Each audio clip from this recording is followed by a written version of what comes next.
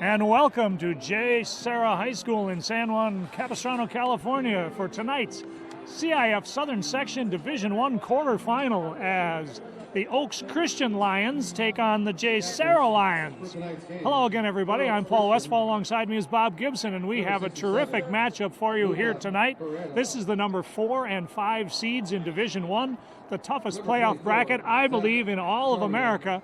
And this should be just a great contest where I think we're headed for a fourth quarter battle. Bob Gibson, and how do you see it? I agree. I think this may be one of those ones where the last team with the football in their hands might just come away here with the victory tonight. We know the Lions are going to win. We've established that already. We will have a Lion in the semifinals next week. The winner of this game gets a matchup with the number 1 team in the nation, St. John Bosco, next week, and that's a lot of motivation here on the line tonight.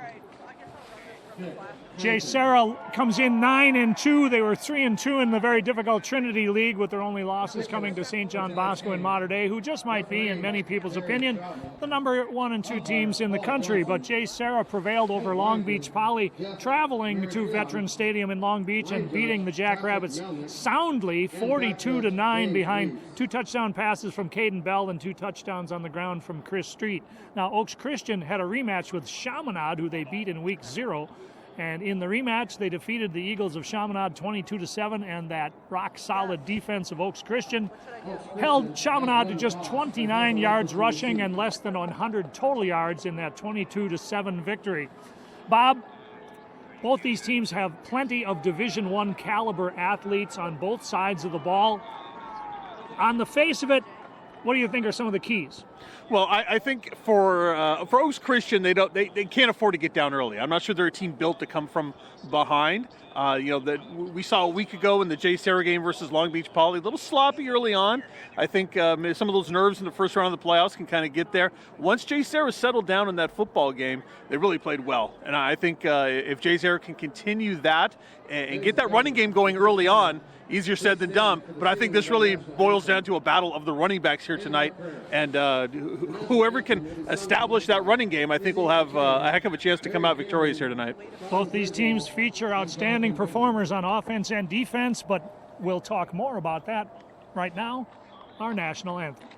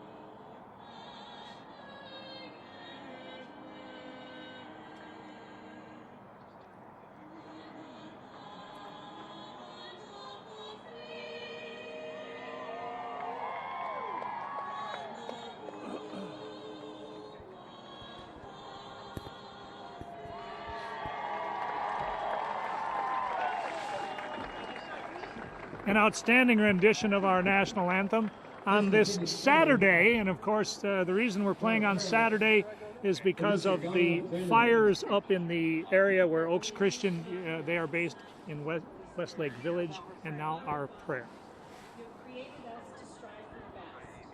Grant to all athletes, coaches, referees, and fans strength to pursue excellence during this game and in all that we do. Keep our play fair and our motivations pure. Help us to have the highest regard for our opponent. We pray for the safety of these athletes. Protect them from injury and harm. Tonight, we open our hearts to the family and friends of those who were killed in the senseless shooting in Thousand Oaks on Wednesday night. May the souls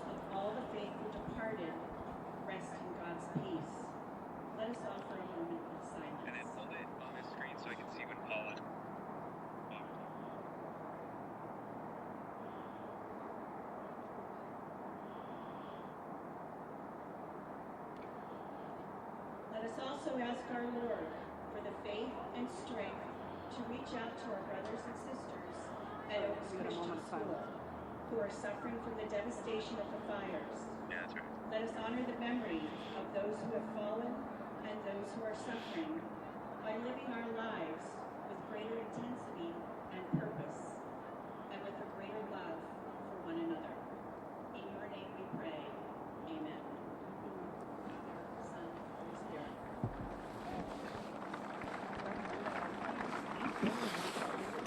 And of course, we had our prayer in a moment of silence for the victims of that senseless, tragic shooting in Thousand Oaks just a few days ago. Oaks Christian School is up in Westlake Village, which is right in the heart of the fire zone, and that is why the game was postponed from Friday to Saturday.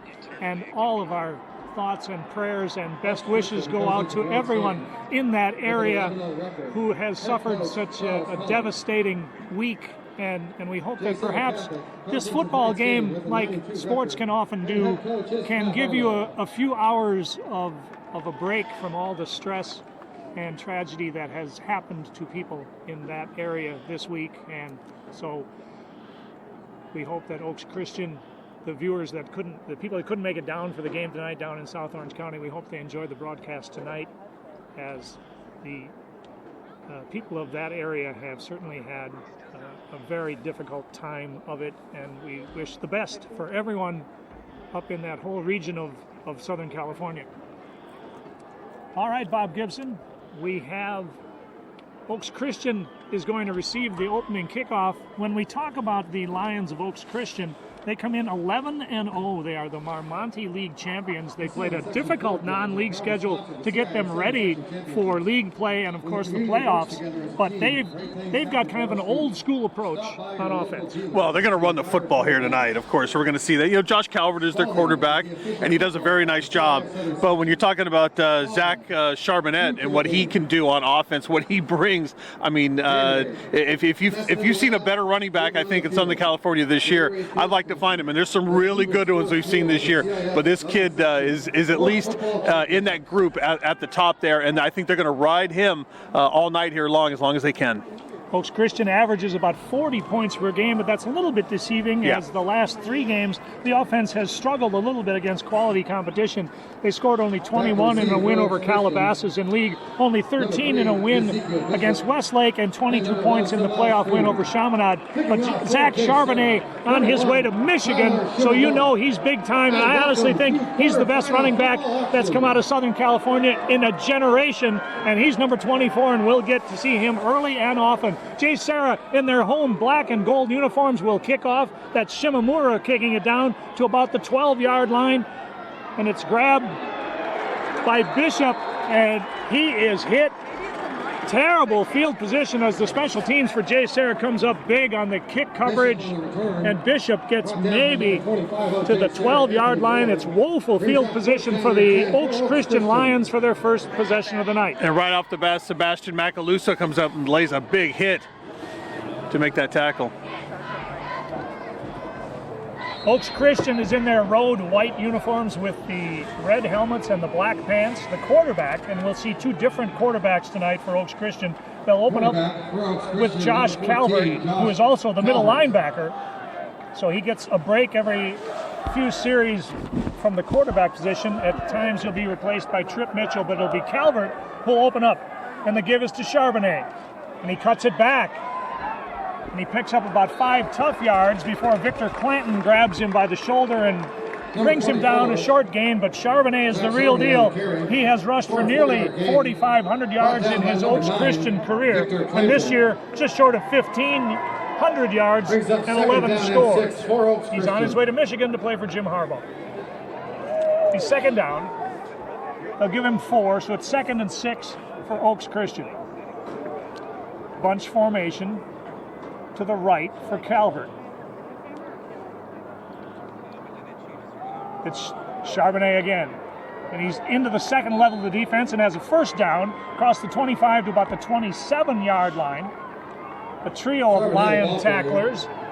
For an Oaks Christian first down. 143 yards on 23 carries a week ago in that win, averaging over 6 yards per carry. And you can see right there, he runs with a purpose, he puts his head down, and he's got some shiftiness to him as well. He's big and fast and powerful. He's got everything you want in a running back. 6'2" and 220 pounds, and standing next to him, I honestly think he's bigger than that. But it's first down and 10 for Oaks at at their own 27, and I think that's going to be a delay of game penalty against Oaks Christian. And that gives me a chance to set the offensive line for Oaks Christian. The tackles are Kakoa Pele Allen and Victor Benitez. The guards are Jonathan Batiste and Reese Ciofao.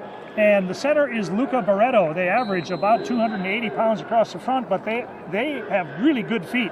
This line can pull and trap and move, and it'll be a test for the JSerra front seven tonight to stop Charbonnet and company. First and 15. Calvert back to throw, fires incomplete. He was trying to get it. It's number 7, Kalen Moore, but the pass a little bit outside his catch radius, and it'll be second and long. Receiver, number 7, Kalen Moore. It's not a bad idea. Try to get your receivers going a little bit early as well. You know you're going to see that steady diet of Charbonnet here tonight. So you want to get those, you want to keep JSerra a little bit honest. Try to get at least a short passing game going. Oaks Christian runs it about 2/3 of the time. Toss goes to Charbonnet. Tries to get to the edge and does. Stiff arms a man. Just short of the 30-yard line. We have a penalty flag back around the point of the attack at the 21. So we'll see if this run holds up. We're going to get a holding out here. Penalty flag on the play.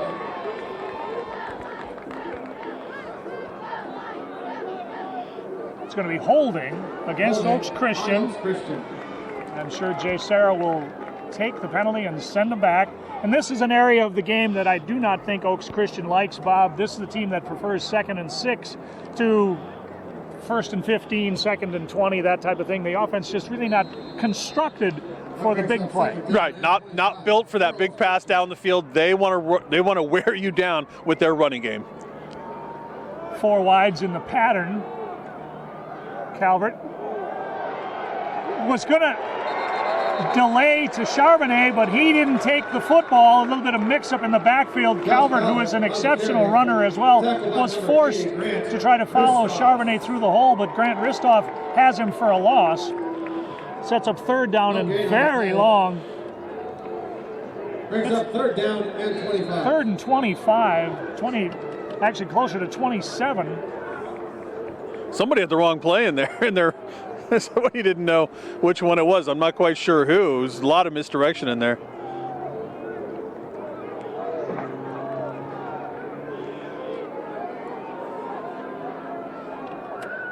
Let's see if JSerra comes with more than 4.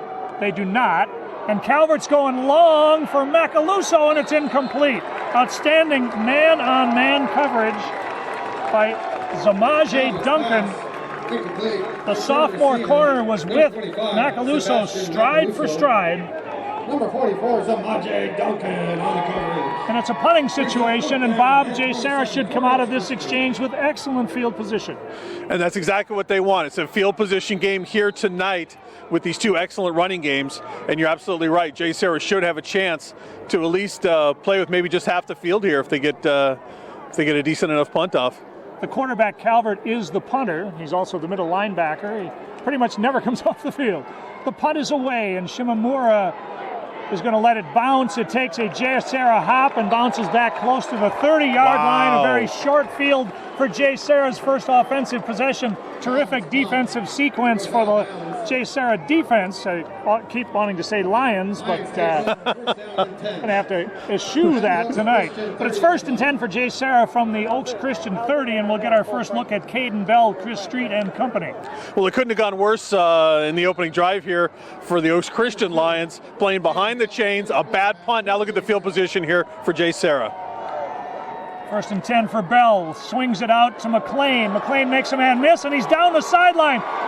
To the 10, the 5. It's a touchdown for JSerra on the first play of the game. And Bell to Whittier McLean. 30-yard touchdown. Caden Bell to Munir McLean for 30 yards and the touchdown for Bell. That is his 24th touchdown pass of the season. And for McLean, that is his 9th touchdown reception. And in the blink of an eye, Bob Gibson, the JSerra Lions are up 6-0. Well, it's a pitch and catch out here. You're just trying to get McLean into open territory, get one of your best athletes out there. They do that, and it's just a numbers game at that point. Oaks Christian didn't have any numbers out there to make a play. It's an easy walk-in for McLean. Conversion attempt is on the way. It's up, and it's good.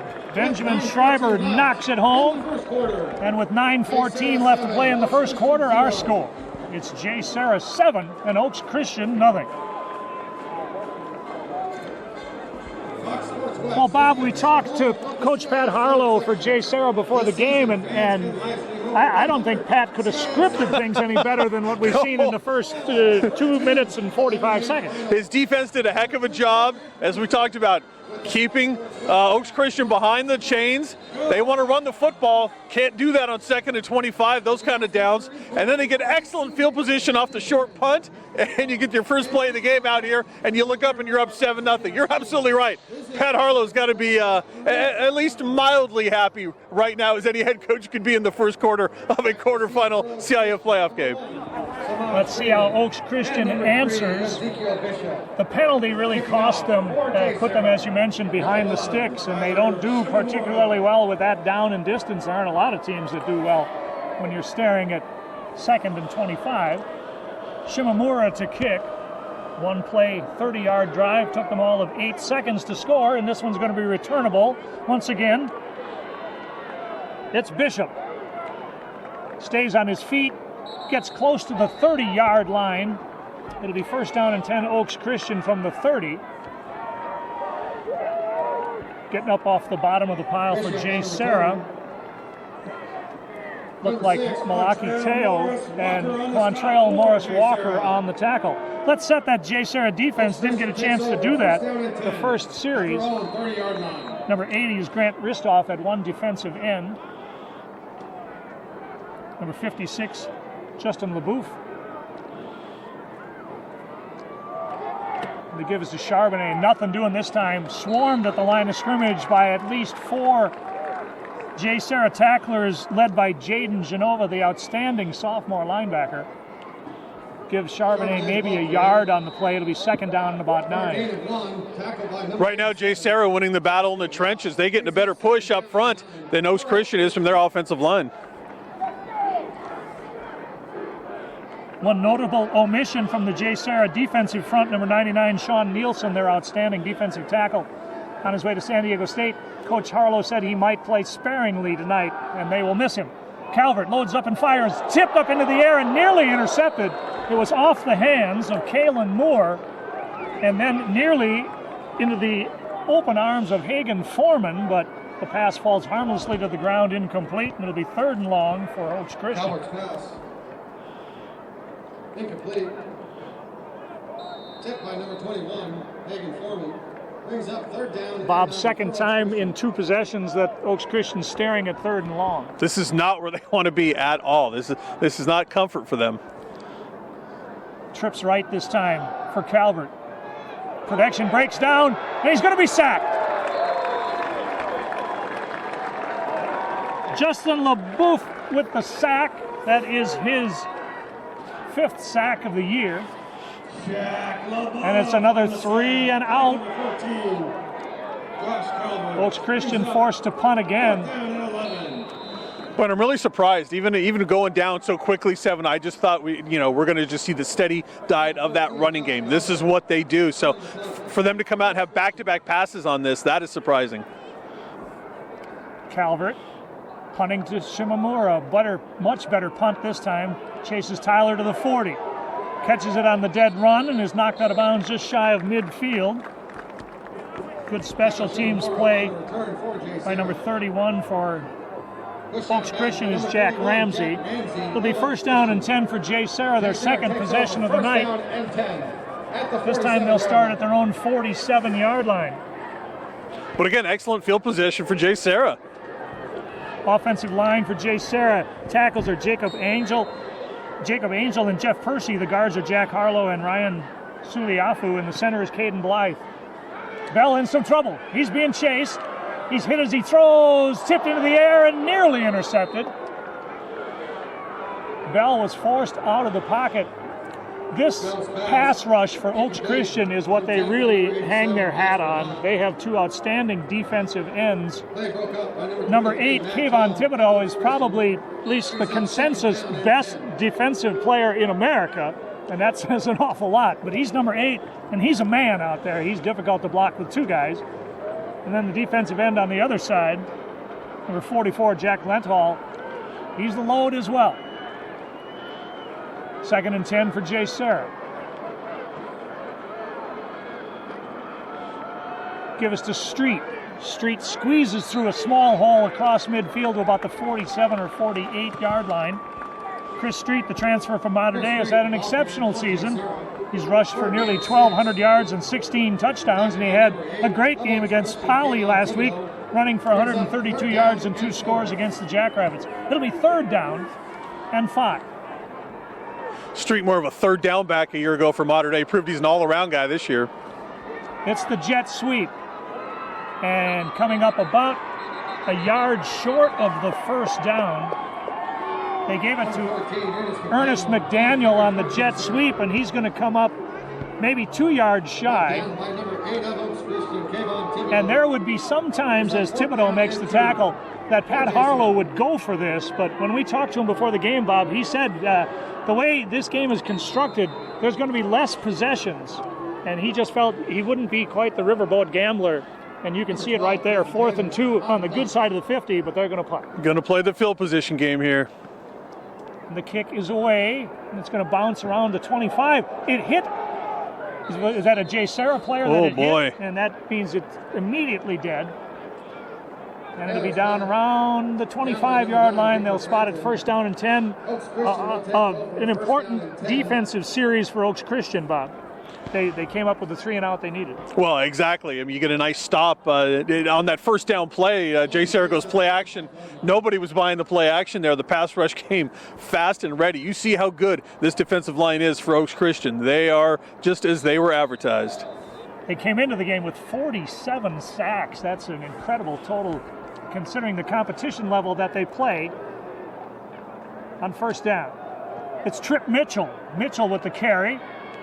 Gets to the edge, still on his feet, finally run out of bounds around the 30-yard line. That'll be a pickup of 5. Trip Mitchell is a transfer from Alamany, where he played last year.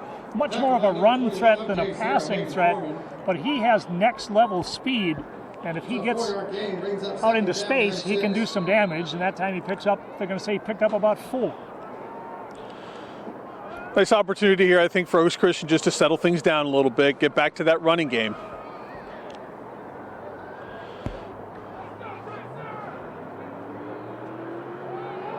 Mitchell swings it out, and the ball is caught.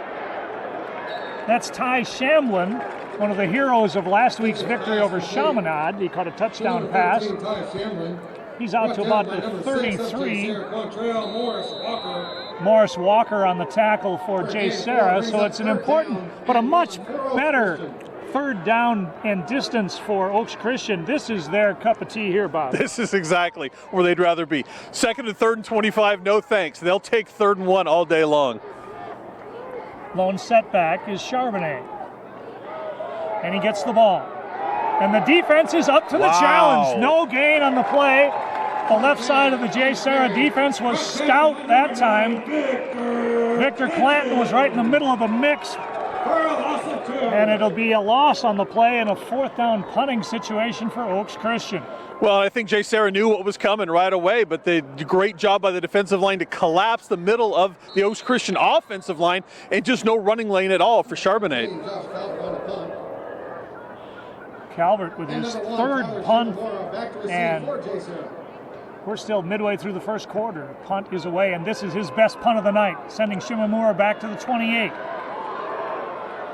Excellent coverage that time. Ethan Calvert, number 6, on top of Shimamura, and we may have a penalty flag. Shimamura on the return. Yeah, one about the 40-yard line there. And number 6, Ethan Calvert of Oaks Christian. Penalty flag on the play. It was thrown about the 42-yard line. Seldom is it good for the return team, and we'll see if this sets JSerra back even further, and it will. It'll be illegal block against JSerra, which will put him back to the 25-yard line. 1st and 10 for JSerra, up 7-0.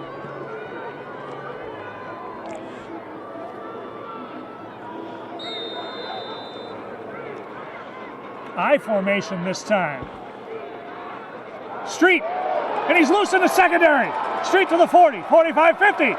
It's a foot race now. Chris Street down the sideline. He's going to go all the way for a touchdown.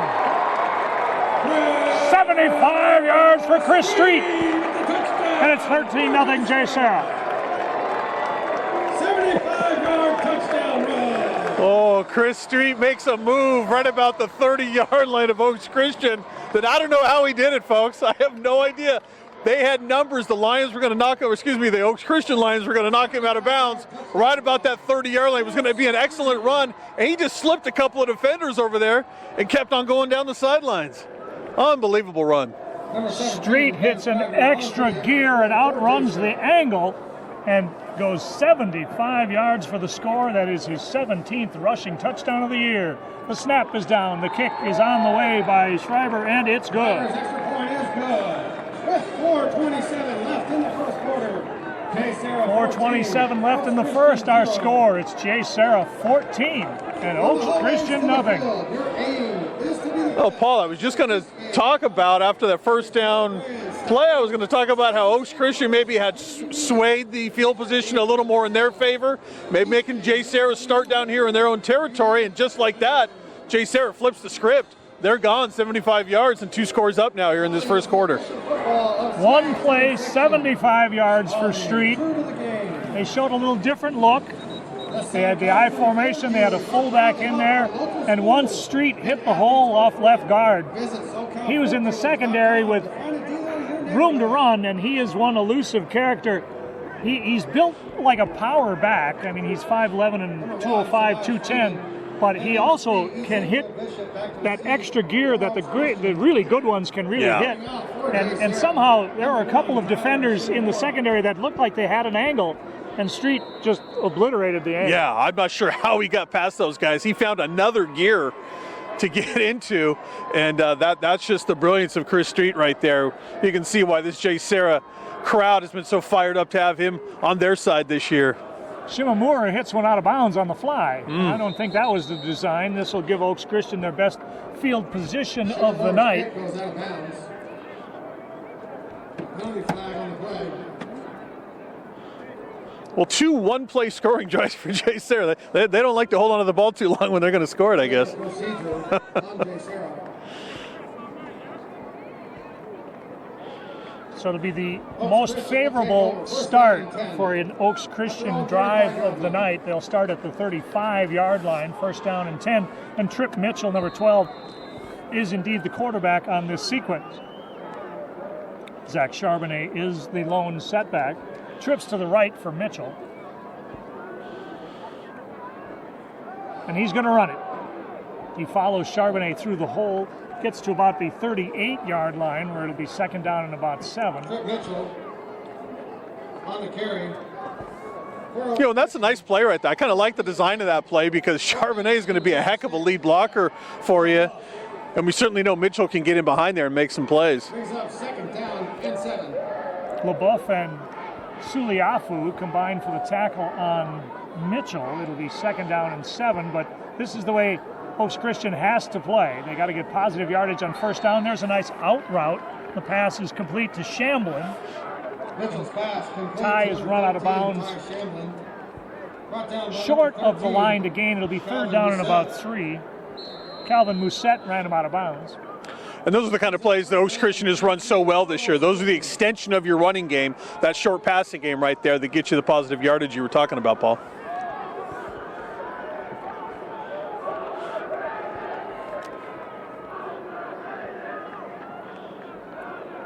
Toss left to Charbonnet, but here comes the cavalry. Zach does a heck of a job to get close to the line of scrimmage. The ball came loose, but they're going to say the ground caused the fumble. So it's going to be 4th down, though, and about maybe half a yard, and Charbonnet did well to get that much. Boy, you're not kidding. They had him trapped every which way in the backfield. He did a nice job of getting by and making it close now. Now a tough decision here for the Oaks Christian coaching staff, and I think they're going to go for it. Oaks Christian, coached by Charles Collins in his first year as the head man. He was the offensive coordinator last year. He's decided to roll the dice and go for it. It's 4th down and a yard from the 44. And it's Charbonnet spinning his way to a first down. A tough run by a tough character gets him across the 45 to about the 48. Keeps the drive alive. 1st down and 10, Oaks Christian. Gutsy call by Coach Collins and the Oaks Christian coaching staff, but I think the right call. I think you need to show a little confidence in your offense here that they can get things going, and they got a new fresh set of downs here. Let's see what they do with it. Charbonnet with one of the better 3-yard runs you're going to see. Boy, JSerra got great penetration across the line of scrimmage, and Zach spun out of trouble. Toss left this time. Charbonnet discards a man and gets across the 50 to about the 46-yard line.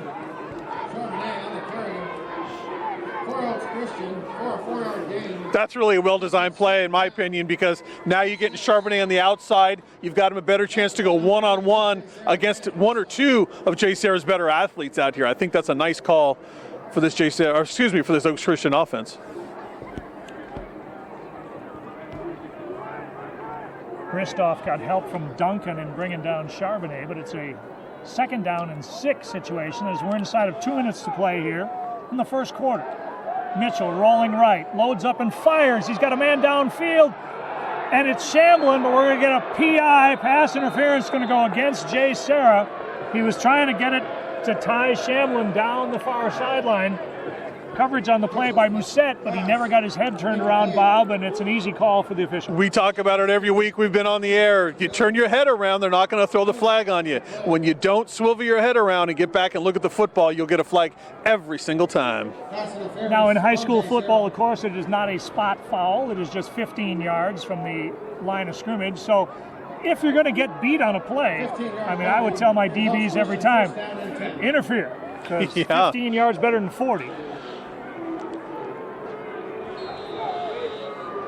But it is the best offensive drive of the night for Oaks Christian. It's 1st down and 10 from the JSerra 33. Toss right this time to Charbonnet, and he's got some room. Leaps over a man. He's down the sideline to the 20, the 10. This is going to be an Oaks Christian touchdown.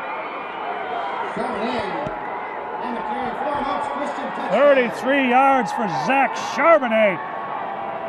And can I say it? The Lions come roaring back. I don't think it'll be the last time you say that tonight either, though. That'll be it. One time. I just had to. On to try the conversion is Garth White. He's been a perfect 41 of 41 on the season, and we'll see if the Westfall Hex is in playoff form. Snap is down. The kick is on the way. It's up, and it's good. 1:26 left to play in the first quarter. Our score: JSerra 14, Oaks Christian 7. 7-play, 65-yard drive that took a touch over 3 minutes was culminated in a 33-yard run by Zach Charbonnet and Bob Gibson. That run showed he is as good as they say. Earlier in the drive, we saw the pitch down here to the near side of the field, and I talked about what a good play that was. That proved to you right there what a great call that is, because not only does that get Charbonnet out against a couple of defenders out there, but it gets him ahead of steam. By the time the pitch gets out to him, boy, he's already going forward. He takes that pitch. You know what kind of power he's got in his legs, and you saw it right there, leaping over a couple of defenders, and once he got down in the open field, it's right into the end zone for Charbonnet. And a much-needed boost for this Oaks Christian team, who saw themselves get down a couple of touchdowns pretty early here in this first quarter. And the ease with which JSerra scored had to be a bit disheartening for a defense that only allows 8 points per game to be scored against them. And JSerra had 2 touchdowns in basically 2 offensive plays. So Oaks Christian answers with the way they play football. Possession pass, went for it on 4th down, ran the ball really with authority, and Zach Charbonnet All 6'2" and 220 of them, and I swear he's got to be closer to 235 standing near him on the field. But Michigan is getting one of the best running backs that Southern California has produced in a generation, and he showed speed and power on that drive. Kick's going to be returnable. Oh, and it's a seam! Down the sideline with one to beat, knocked out of bounds around the 47-yard line. That's Sammy Green, who takes it back near midfield. 45 yards on the return. Special teams are going to be such an important thing here tonight for both squads, and a return like that, getting great field position, that can turn things right back around for JSerra.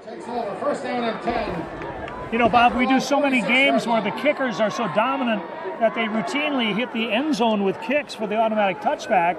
I think tonight the kickoff return is back in play. I love it. I love it. Get these give a chance to some of these athletes out here to make a play, and you see right there what that can do.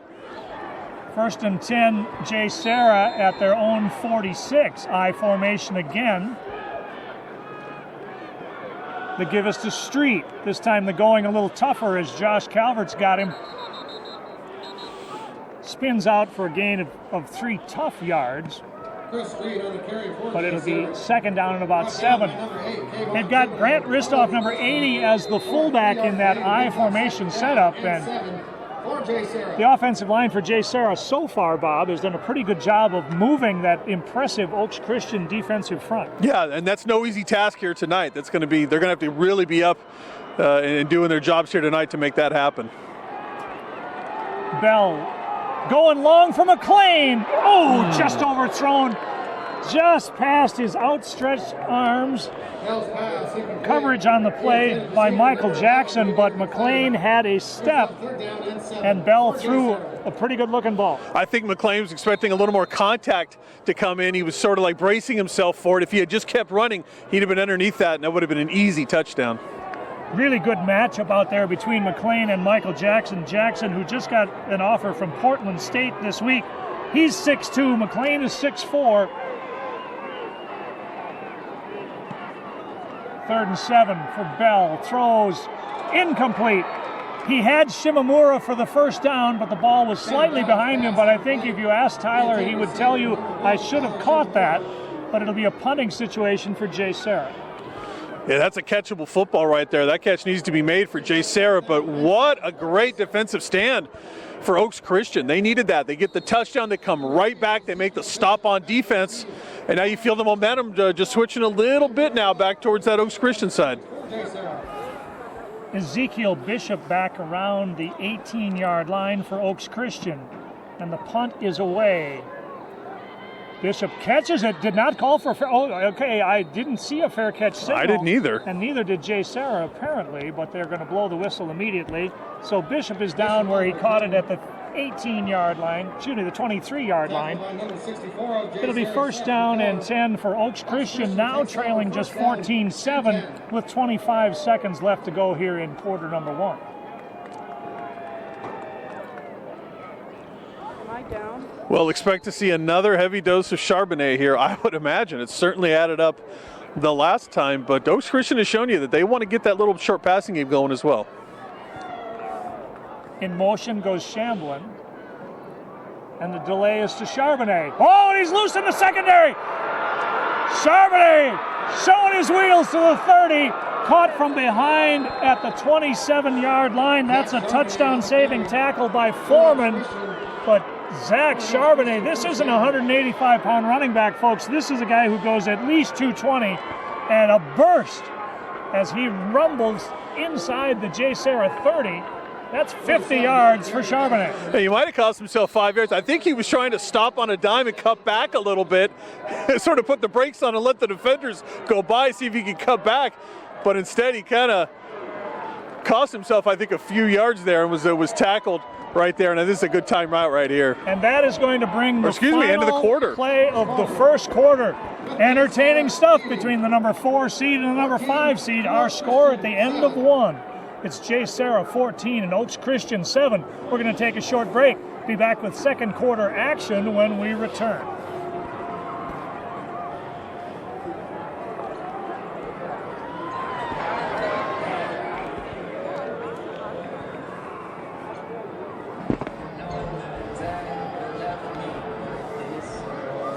J&L Patches is the exclusive patch maker at the CIF Southern Section. Visit jlcustomjackets.com to order your custom CIF Southern Section patches.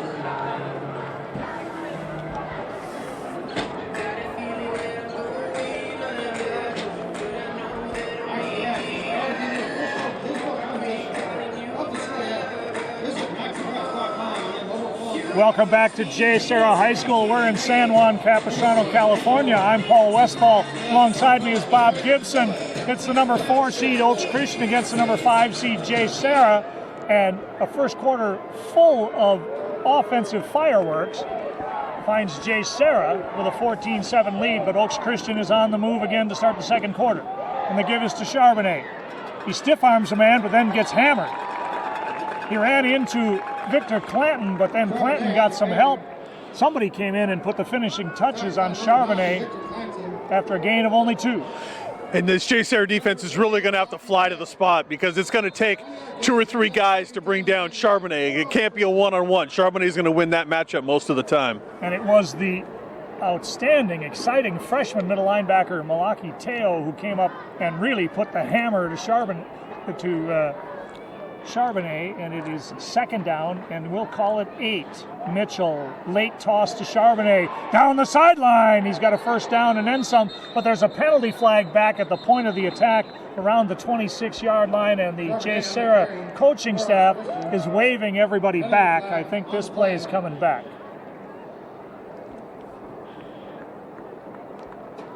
It's an illegal block in the back against Oaks Christian. That will set Oaks Christian behind the sticks again. Bob, since that first drive when they went backwards, they've done a pretty good job of staying in manageable down and distances. But now they find themselves second down in a bunch. They got to get to the 18-yard line for a first down, so it's second down and 17. These are the kind of big penalties they really want to avoid, because you're right, they can't get behind the sticks too far, but I would expect with this option play we've seen, I expect them to go right back to that. That's been a big winner for them so far here tonight. They have a big fullback in front of Charbonnet. That's Ty Ely. Charbonnet's in some trouble. Ristoff forces him back, but now he gets to the edge with room to run. Charbonnet inside the 10, knocked out of bounds around the 5-yard line. You talk about make something out of nothing. Charbonnet was in some serious trouble as Grant Ristoff forced him back a good 10 yards behind the original line of scrimmage, and he just outran everybody to the corner. The problem was Ristoff had no help. If Ristoff would have dragged him down, it would have been for a big loss. But once he got past Ristoff, there was no other JSerra Lion over there to make a play, and it was just an easy run at that point for Charbonnet. 30 more yards for Charbonnet, who's got to be knocking on the door of 100 yards here in the first half. Yeah, I'll say, according to James Covarrubias, he's got 139 yards rushing already. On first and goal, it's Mitchell to the corner. Is he in? Touchdown, Oaks Christian. Trip Mitchell scores from 5 yards out, and Oaks Christian is within a conversion of a tie.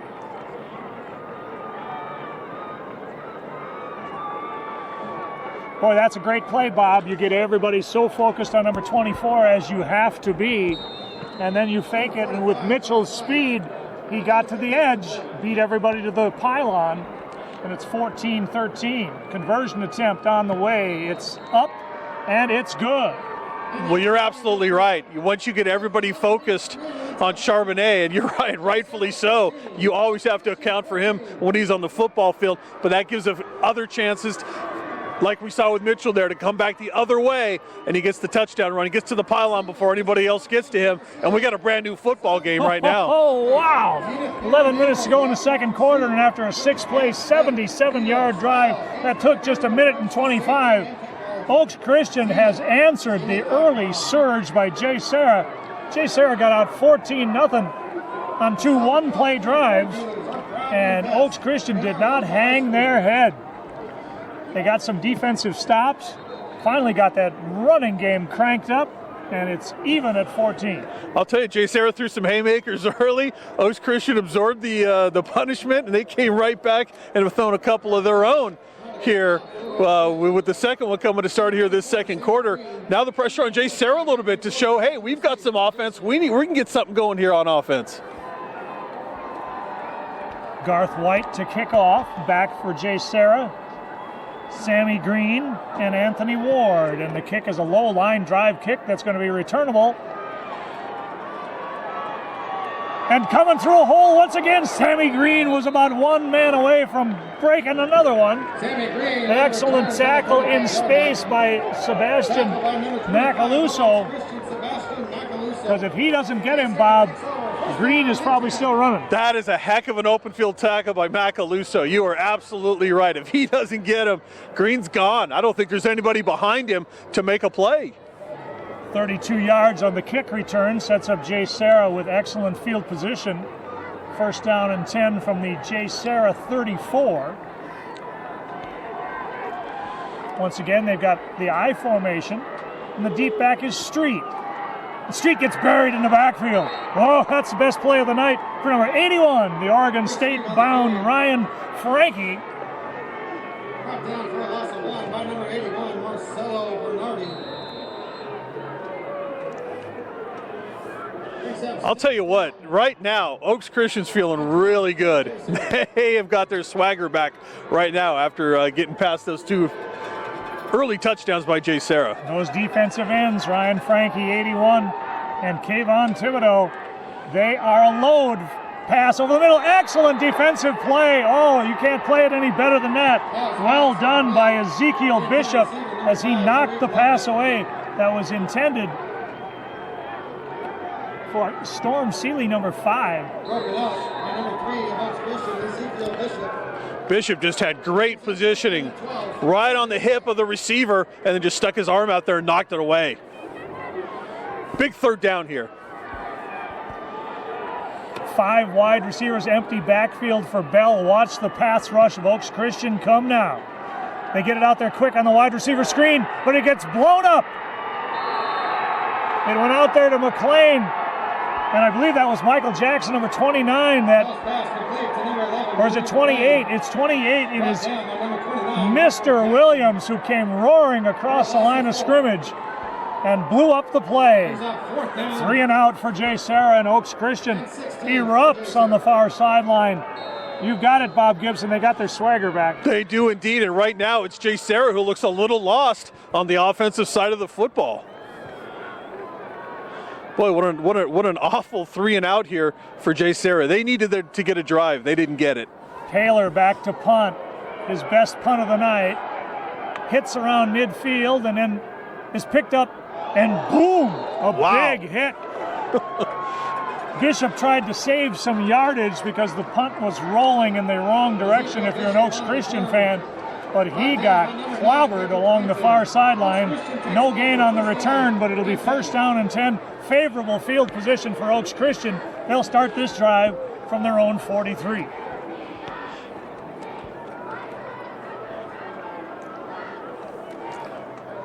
A wild first quarter that was dominated by JSerra for about 10 minutes. And then Oaks Christian in the last 5 minutes of play have really come back with aggressive play on both sides of the ball. Swing pass out to Charbonnet. Charbonnet, is that a live football? They're going to rule no. It was a forward pass, but just barely. And it's incomplete. Zach has excellent hands. I've seen him on tape a couple of times catch those swing passes with one hand.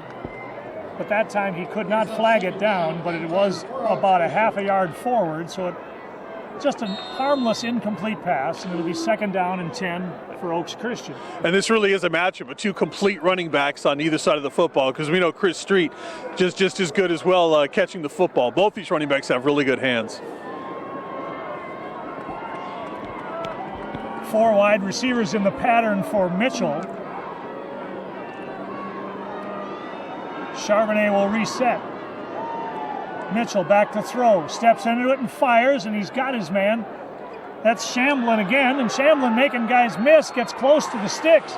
He's going to come up about a yard short of the first down, but that is a great individual effort by Ty Shamblin.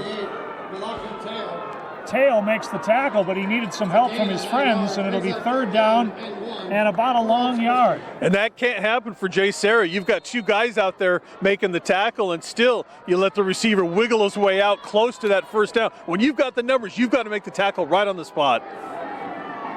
Third and short for Oaks Christian. Give us to Charbonnet. He's got the first down. Didn't get much farther than that, but the side judge comes in and says he's got it by about half a yard. Move the sticks. First down and 10, Oaks Christian at the JSerra 47. Now they're going to call for a measurement, but it looks, even from here, it looks like they have it by at least the length of the football. But we have our first measurement.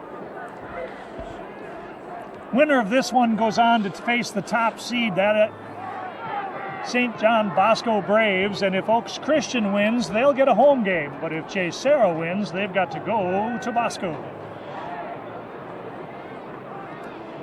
Fascinating matchup either way.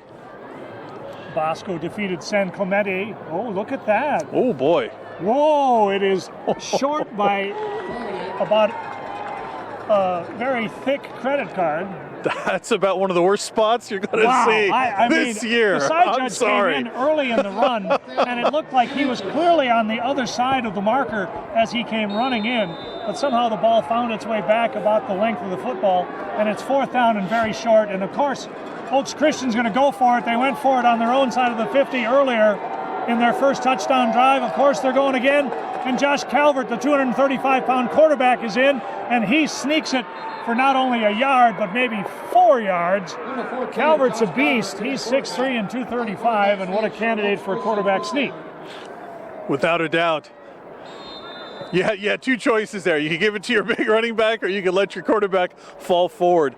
They made sure they didn't leave anything to chance that time. Easily a first down. At the interior, that's Batiste, Silafau, and Barreto, the center, got the push necessary to keep the drive alive. First and 10, Oaks Christian, approaching the 8-minute mark of the second quarter, tied at 14. Play action, and Calvert's going for the bundle, and a pass is intercepted. The pass is intercepted on a spectacular play by Hagen Foreman. Calvert was looking for Kalen Moore, but Foreman was with him stride for stride and went up and high-pointed the ball. It's an interception, JSerra football.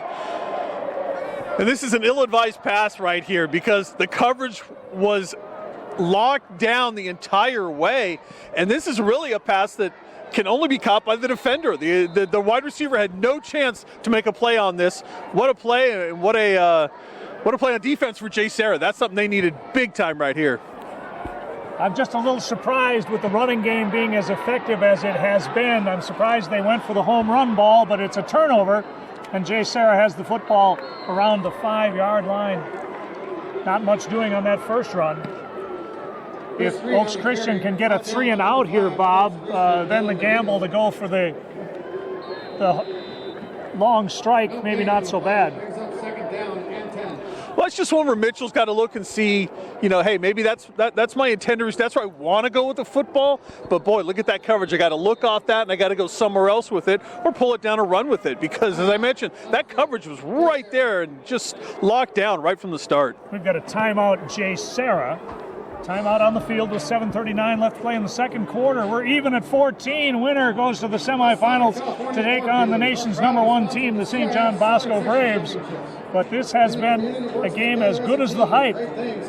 I think at the beginning of the season, Bob Gibson, most of us that follow this with any real passion felt it was the big three and someone else. Right. You had Mater Dei, St. John Bosco, and Corona Centennial. I think most people felt they were virtually locks to make it to the semifinals, and who would be the fourth team. And as the season has progressed, you thought maybe Mission Viejo, maybe Oaks Christian, maybe JSerra. A variety of teams sort of looked like they might be the team that joins them in the semifinals, and this is the game that's going to send someone into that gauntlet that is the big three, and both these teams very deserving so far. Well, you're right. Mission Viejo, I think at one time was really considered high. JSerra maybe came into the season not as well regarded, but they've proven they belong here tonight. On second down, Bell in some trouble, throws incomplete, and he was under a furious pass rush from Jack Lenthal. Number 44 was in his face, and it is going to be third down and long for JSerra. And Bob, if they get a stop here, Oaks Christian going to have the ball on the good side of the 50. Well, you're not kidding either. And just to finish the thought on that really quick, I think that people were looking for reasons to kind of downgrade Oaks Christian throughout the season, maybe think that they weren't going to be that fourth team. They're proving that there's a reason why they're an undefeated team coming into this football game here tonight. They have some dudes. It's third and long for Bell. Steps into it and throws the slant. Incomplete. He was looking for Shimamura, but excellent coverage on the play. Coverage by Matt Chong. Not much of a window for Bell to throw it to Shimamura, so it's 3 and out. And here comes the punting unit for JSerra. And Oaks Christian should get the ball somewhere inside the 40-yard line as Paler is punting from deep in his end zone. Bishop stands at the 36. Punt is away. Bishop going to call for a fair catch and handle it at the 31 or 2. Let's see where they put it. But it is a short field for Oaks Christian with 7:23 left to play in the first half. Oaks Christian will start from the JSerra 31-yard line. Well, it's gut check time for this JSerra offense. Boy, they just don't have anything going here on the last number of offensive possessions here. Oaks Christian has really dialed it up on defense, and I think JSerra is going to have to find something a little different to do to get something going here. Mitchell is the quarterback. They've been alternating between Mitchell and Josh Calvert. Trips left this time for Mitchell, and it's a wide receiver screen, and the ball is caught by Shamblin, and he's got good first down yardage. He's out for a pickup of about 7. To number 13, Ty Shamblin. That's a really nice play by Shamblin. The pass comes in a little low, and he still just picks it up right about knee level without even breaking stride and gets a nice 7-8 yard pickup there on first down. Jaden Genova, the sophomore linebacker, got out there in space to make a tackle, but it is second down and 3. And it's Charbonnet lunging forward close to the marker. This will depend where they put it, but it'll be third down and less than a yard for an Oaks Christian first down. Brings up third down and 1 for Oaks Christian.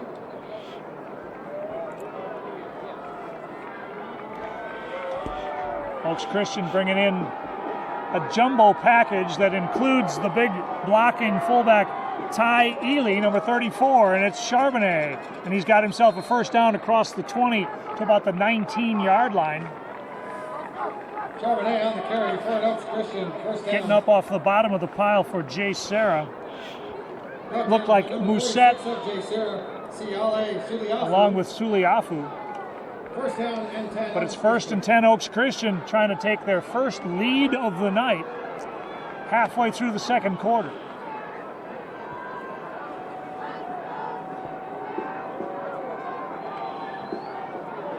And the give is to Ely. And a little bit of a missed on the exchange between Mitchell and Ely. They bumped into each other and kind of destroyed the timing of the run, but Ty powers his way for a couple of tough yards. Ely carries it about once a game, and maybe that's the once. Got that out of the way. But he is a big boy. 6'2" and 240, just a junior. Mitchell rolling right. Loads up and fires off the hands of Shamblin in the corner of the end zone. Mitchell was under some pressure, forced to unload it, I think, a step before he wanted to. Now it's third down and about 8, and this is a huge play in this football game, Bob, for the JSerra defense. JSerra needs to make a play here, but I tell you, I think if Mitchell takes that down and runs with the football, he's got a lot of open field in front of him. That's another one where sometimes you just have to be aware of what's going on the football field in front of you. I think if he brings that down, he may be able to run that in for a touchdown, but sometimes you get so locked in on making that pass over there, you let it go, and it doesn't quite turn out. But you're absolutely right. This is a big down right here for both football teams. Timeout Oaks Christian to talk it over. Now they do have a pretty good field goal kicker. That they do.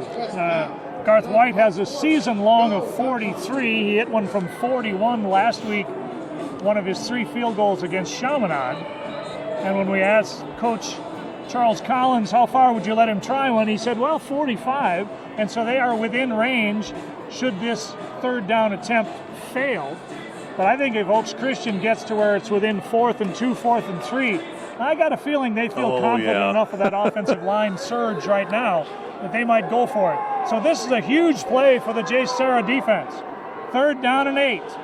Mitchell swings it out to Charbonnet. He's got some space, and he's knocked down. Oh, that was a tremendous defensive play. It looked like Zamaje Duncan was the first to interrupt the timing of the run by Charbonnet, and then he got some help. So it's 4th down and 5. I thought when Zach got to the corner, I thought he had the first down for sure, but Duncan came up and made a big hit. Well, I agree with you, and it's actually a shoulder bump. They kind of bump him out of bounds. They don't really tackle him as much as they just bump him out of bounds, so I'm kind of surprised that whole thing ended up like it did, but here we go. Here's the chance for the field goal for Oaks Christian. 31-yard field goal attempt for Garth White. Snap is down, the kick is on the way, it's up, and it's good. With 4:32 left to play in the second quarter, our score. So Oaks Christian 17 and JSerra 14.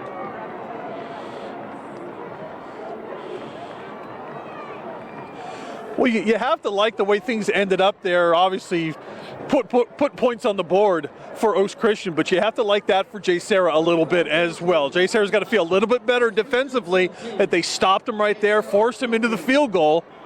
So it's little things sometimes. I mean, JSerra's taking some big shots here from this Oaks Christian offense. So that's something you can go back. The defensive coaches can go back and sell that to their kids and say, hey, look, we did a nice job of shutting that one down. Let's do that again here. But again, JSerra's offense needs to get on the field, make some plays here, get a nice drive going, because they just don't have much of an identity right now on offense. So I think this is really big for JSerra to get something going here with their offensive unit. JSerra that started the game offensively like their hair was on fire. They had a couple of one-play drives, one after getting a short field for their first possession on a 30-yard pass, Bell to McLean. Then the third time they got the ball, it was a 75-yard run by Chris Street. And this is going to go into the end zone for the automatic touchback, and it'll be 1st down and 10 for JSerra from the 20. And that's about a 15 to 20-yard win for Oaks Christian, just kicking it in the end zone. Because, Bob, the kick return game for JSerra has had them past the 30 each time.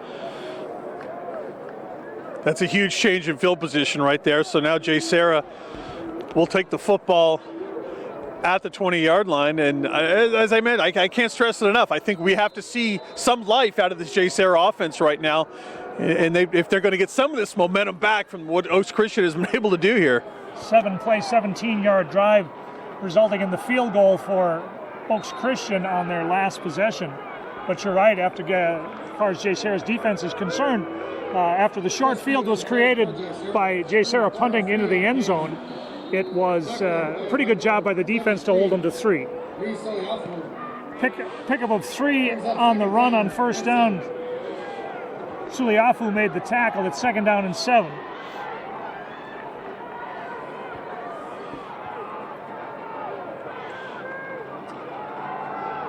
Street on the delay, but Frankie's got him. Very little gain for Chris Street. It'll be 3rd down and long for JSerra.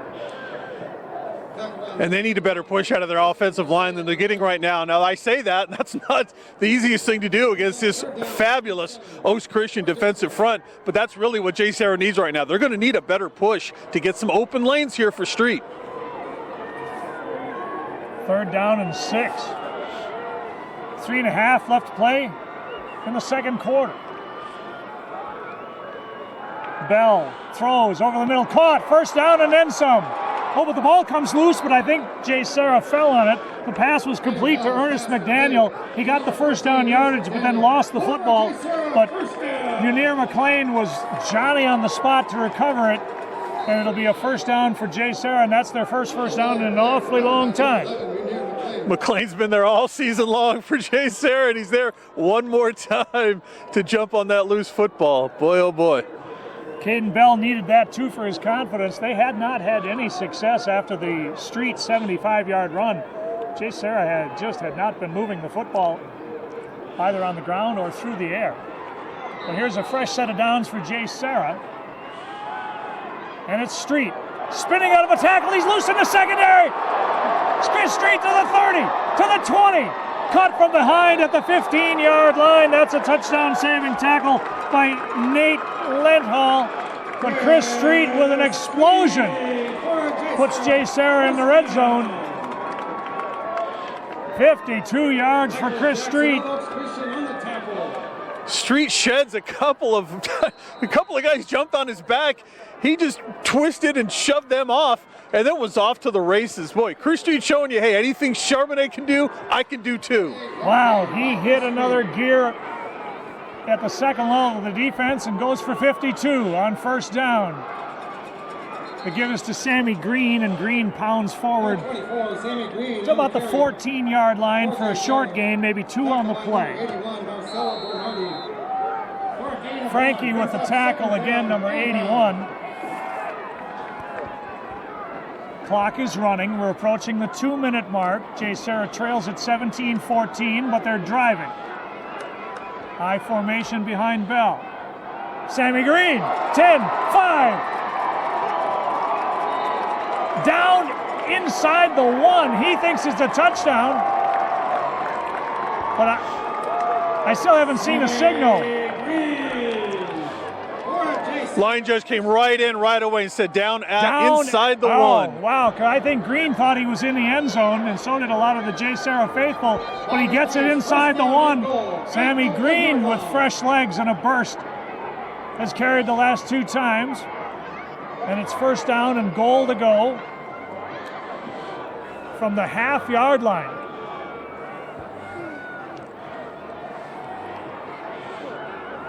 Green is the deep back, but this is quarterback sneak territory if I ever saw it.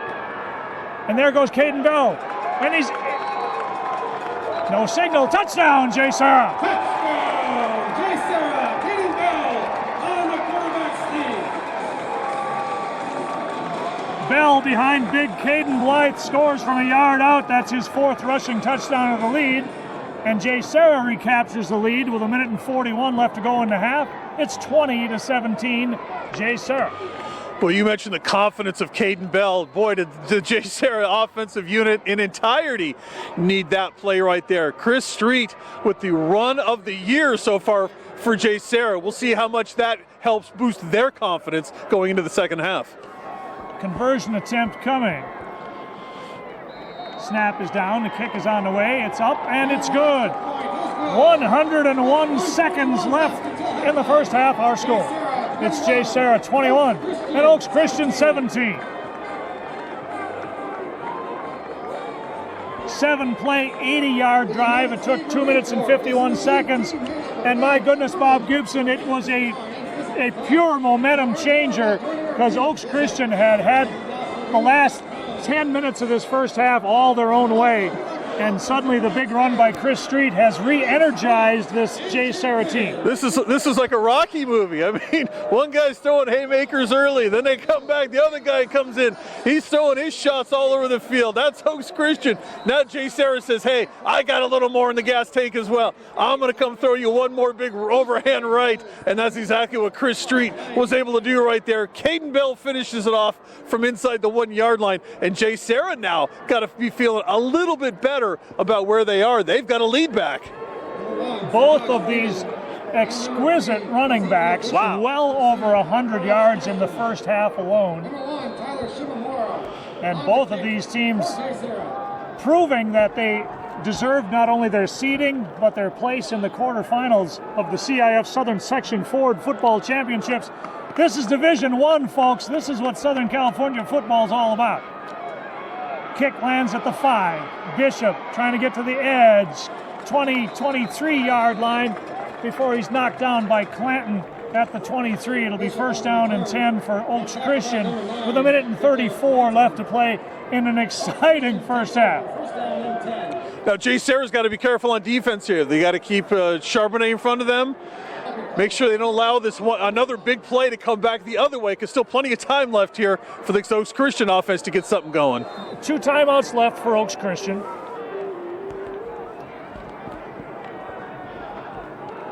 The quarterback with the stronger arm, I believe, is Calvert. But it looks like Mitchell is still in there. Trips left this time for Mitchell. And it's Charbonnet bouncing off tacklers close to the 30-yard line. Ristoff with the tackle. Brought down by number 28, Malaki Teo. Malaki Teo in there as well. It's a 5-yard gain, brings up For a second. freshman, he plays with amazing presence, does Teo. Well, absolutely. I mean, led the team in tackles a week ago, and for a freshman to be on the field in this situation, that says a lot about what the coaching staff feels about him. Mitchell rolling left in some trouble, finds a seam to the 35, and he slides down. That'll be enough for a first down. He gave himself up, but they are going to, depends where they say yeah, that's enough for a first down. He slid after he got past the 35. First down, Oaks Christian. Clock continues to run here. That's a little surprising. I think our referees just see that. But Oaks Christian lost about 5 seconds. They called timeout. But the clock should have stopped momentarily to move the sticks. And I'm not sure that it did. But nonetheless, 46 seconds left to go here in the first half. Now, Oaks Christian, Bob, is not really geared. You see a lot of teams, especially in Southern California, that are used to spreading 4 and 5 into the pattern, and the quarterback can spin it down the field 35, 40 yards at a clip. Not really the way Oaks Christian is built. So I'm not sure. How do you think they'll try to traverse this last 65 yards when they've only got 46 seconds? Well, with 46 seconds now, I think you just see if you can spring a big run here. I think that's what you do, because that's your best weapon. I mean Charbonnet's your best guy. Now, if you want to try to run that pitch play, that option that we've seen, I think that's probably a good call right here. See if you can spring him and get something big going here.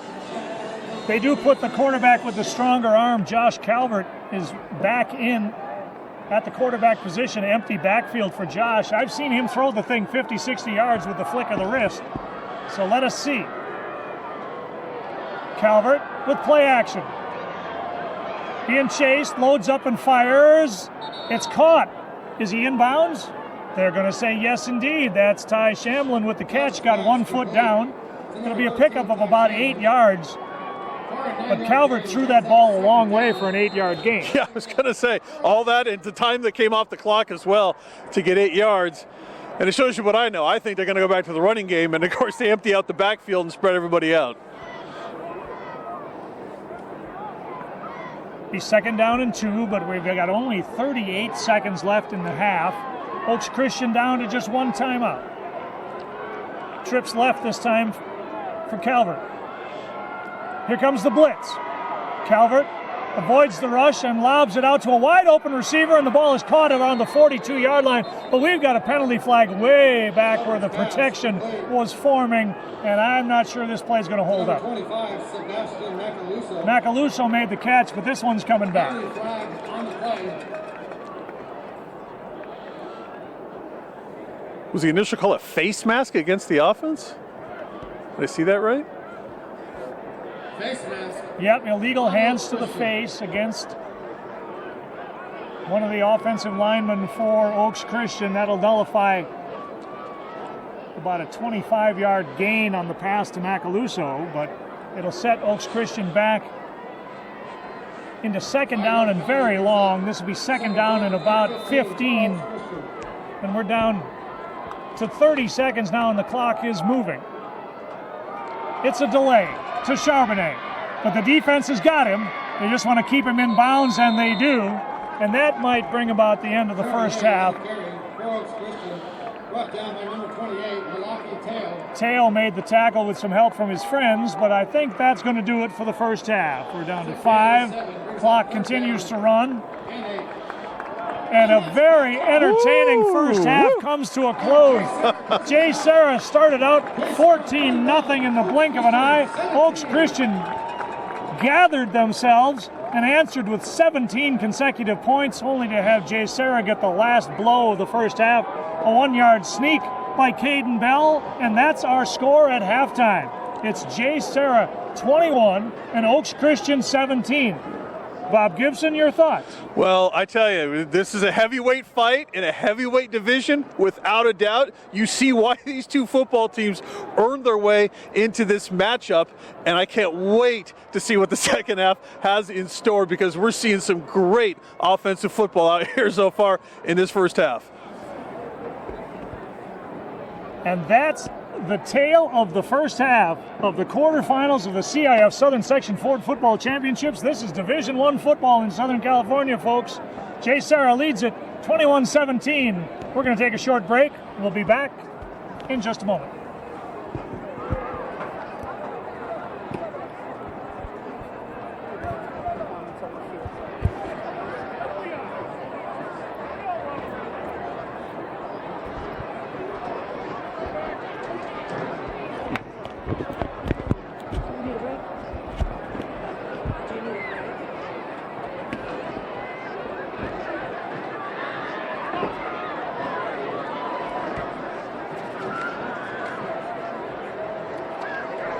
Please welcome our JSerra dance team.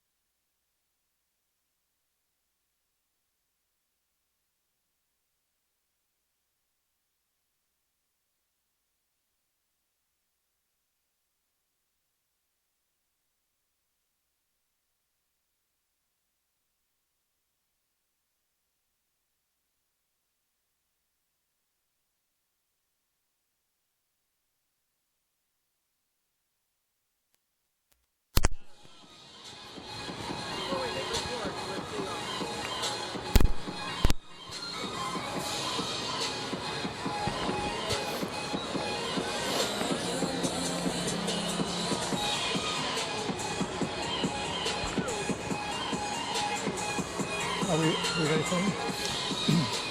And welcome back to JSerra High School. We're in San Juan Capistrano, California for the CIF Southern Section Ford Football Championships.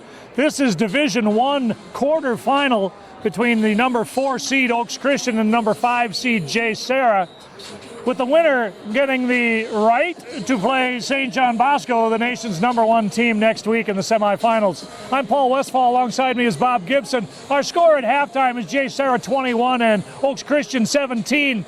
Bob, it was a wild affair, beginning from the first JSerra possession that went to the house on a 30-yard pass from Caden Bell to Munir McLean, and the haymakers never stopped. No, they didn't.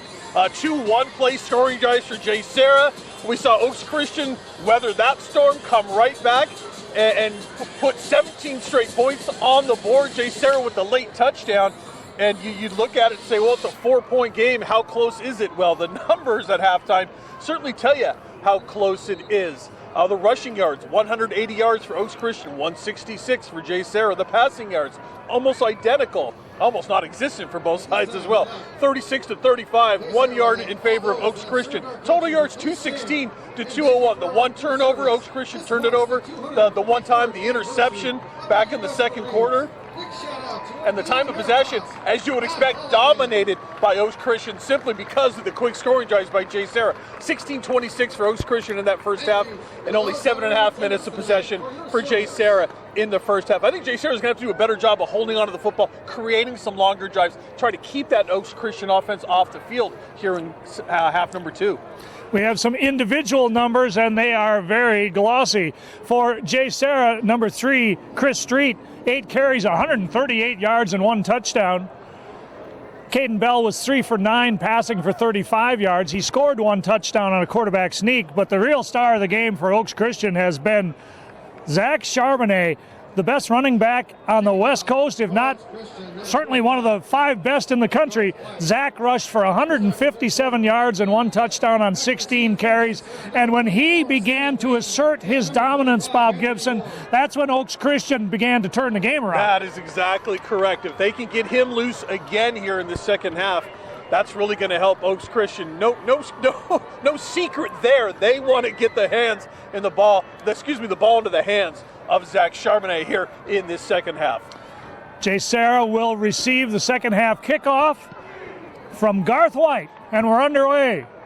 It lands in the field of play around the 6-yard line. And running into a brick wall of Oaks Christian defenders led by number 28, Mr. Williams. The kick return out to about, we're going to mark it around the 25-yard line, where it'll be first down and 10 for JSerra.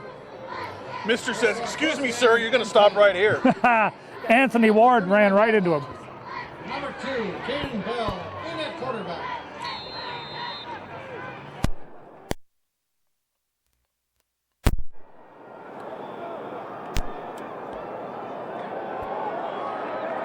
And it's Street into the second level of the defense, out to about the 40-yard line. That's a pickup of 15 yards and a first down for JSerra. Let's set the JSerra offensive line. They have played very well tonight against a very tough front 4 of Oaks Christian. The tackles are Jacob Angel and Jeff Percy. The guards are Jack Harlow and Ryan Suliafu. And the center is Caden Blythe. And they have held their own against that vaunted front 4 of Oaks Christian, led by Kayvon Thibodeau, number 8, the best defensive lineman in the country. And here's the toss to Sammy Green. Green splits the seam, and he's loosed in the secondary with 1 man to beat. Sammy Green cuts it back to the 15, the 10, the 5. It's going to be a touchdown for Sammy Green and JSerra. It's a 60-yard run for Green, and JSerra's lead expands to 27-17. Sammy's laying down. He needs a little bit of a rest after that long run. You will not see a prettier run all season long. Boy, you got great blocking at the point of attack. You got some more great blocking downfield. Sammy Green zigzags his way for 60 yards. And look at that, JSerra right back on the scoreboard to start this second half. For Green, that is his 6th touchdown of the year. A quick Explosive drive by JSerra as the PAT is on the way by Schreiber, and it's good. 46 seconds into the second half. 2 plays, 74 yards capped off by an electrifying. He just weaved his way through the entire Oaks Christian defense, did Sammy Green, and it is a 10-point. Well, it was the second cutback at about the 20, maybe it was about the 15, where there was an angle and Green said, nope, I'm coming back this way, just made the quick cut and just walked it in from there. And I guess they decided one play wasn't good enough this time. We'll go ahead and make it 2 plays on this drive to score. Serpentine was the word I was looking for, but it took a while to get there. But that was an impressive run by the backup tailback. Sammy Green goes the distance. That sophomore, I'll tell you, things are going to be really bright at JSerra for some time. Street's only a junior. Sammy Green's only a sophomore. It's 28-17 JSerra, and the crowd's still buzzing over the run by Green. Shimamura to kick off. Last one went out of bounds. This one stays in bounds. No, it doesn't. He kicks his second one out of bounds. This will put Oaks Christian with really good field position at the 35. It'll be 1st and 10 for the Lions from Oaks Christian School. They are in the Marmonte League, where they won another league championship this year. Came into this game at 11-0.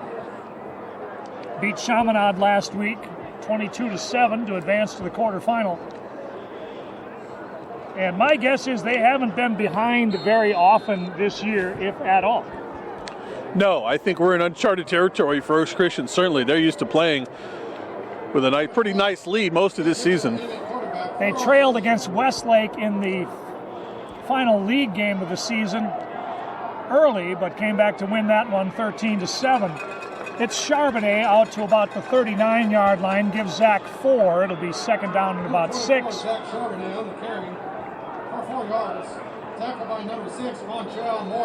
And it was just a couple of years ago that Marmonte League, Paul, was being talked about as being on par with the Trinity League. Now, I don't think that panned out this year quite as much, but that's still a pretty talented league. Oh, yeah. When you've got the likes of Calabasas and Westlake in your league, that's pretty good football.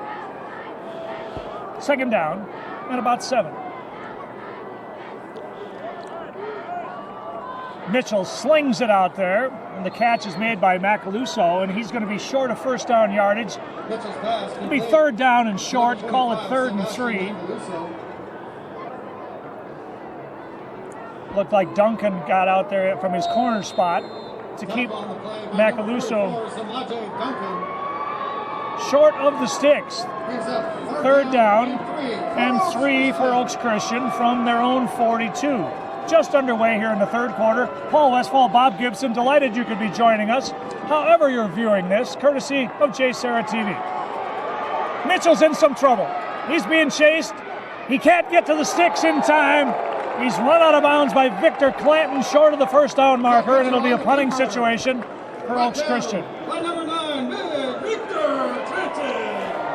It's just a little bit of a head scratcher for me. I mean, I think you're better off trying to run the football here. You've got the best running back in Southern California. I like the idea of the short passing game. I talked about that back early in the 1st quarter. It's an extension of your running game, and to get that going. And by trying to come out here and trying to get long passes, I think you're getting away from what you do best if you're Oaks Christian. Lost a couple on the play, 4th and 5, and the punt is away, and it's a low knuckling kick that takes a very favorable Oaks Christian bounce, and it's going to settle down right on the 20-yard line. That's 43 yards on the punt, no return. It'll be 1st down and 10 for JSerra, up 28-17, 9:35 left here in quarter number 3. Well, it's almost like we started back in the 1st half.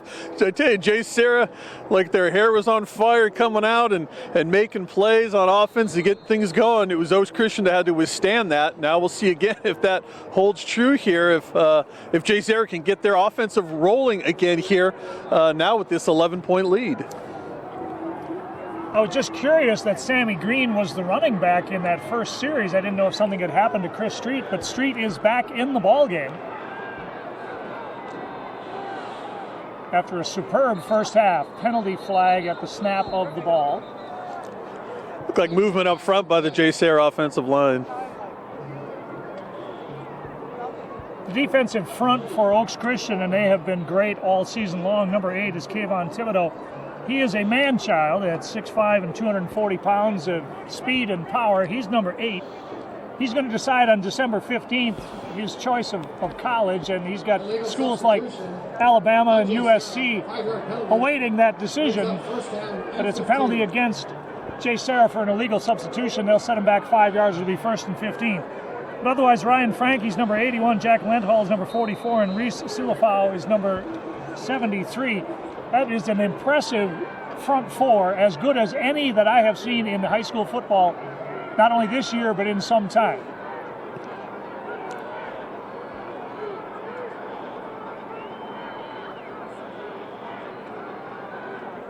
Bell back to throw. Fires. Intercepted. The pass is picked off by Lenthal. He's got one man to beat at the 10, the 5. It's going to be a pick 6 for Oaks Christian. And they're right back in the game.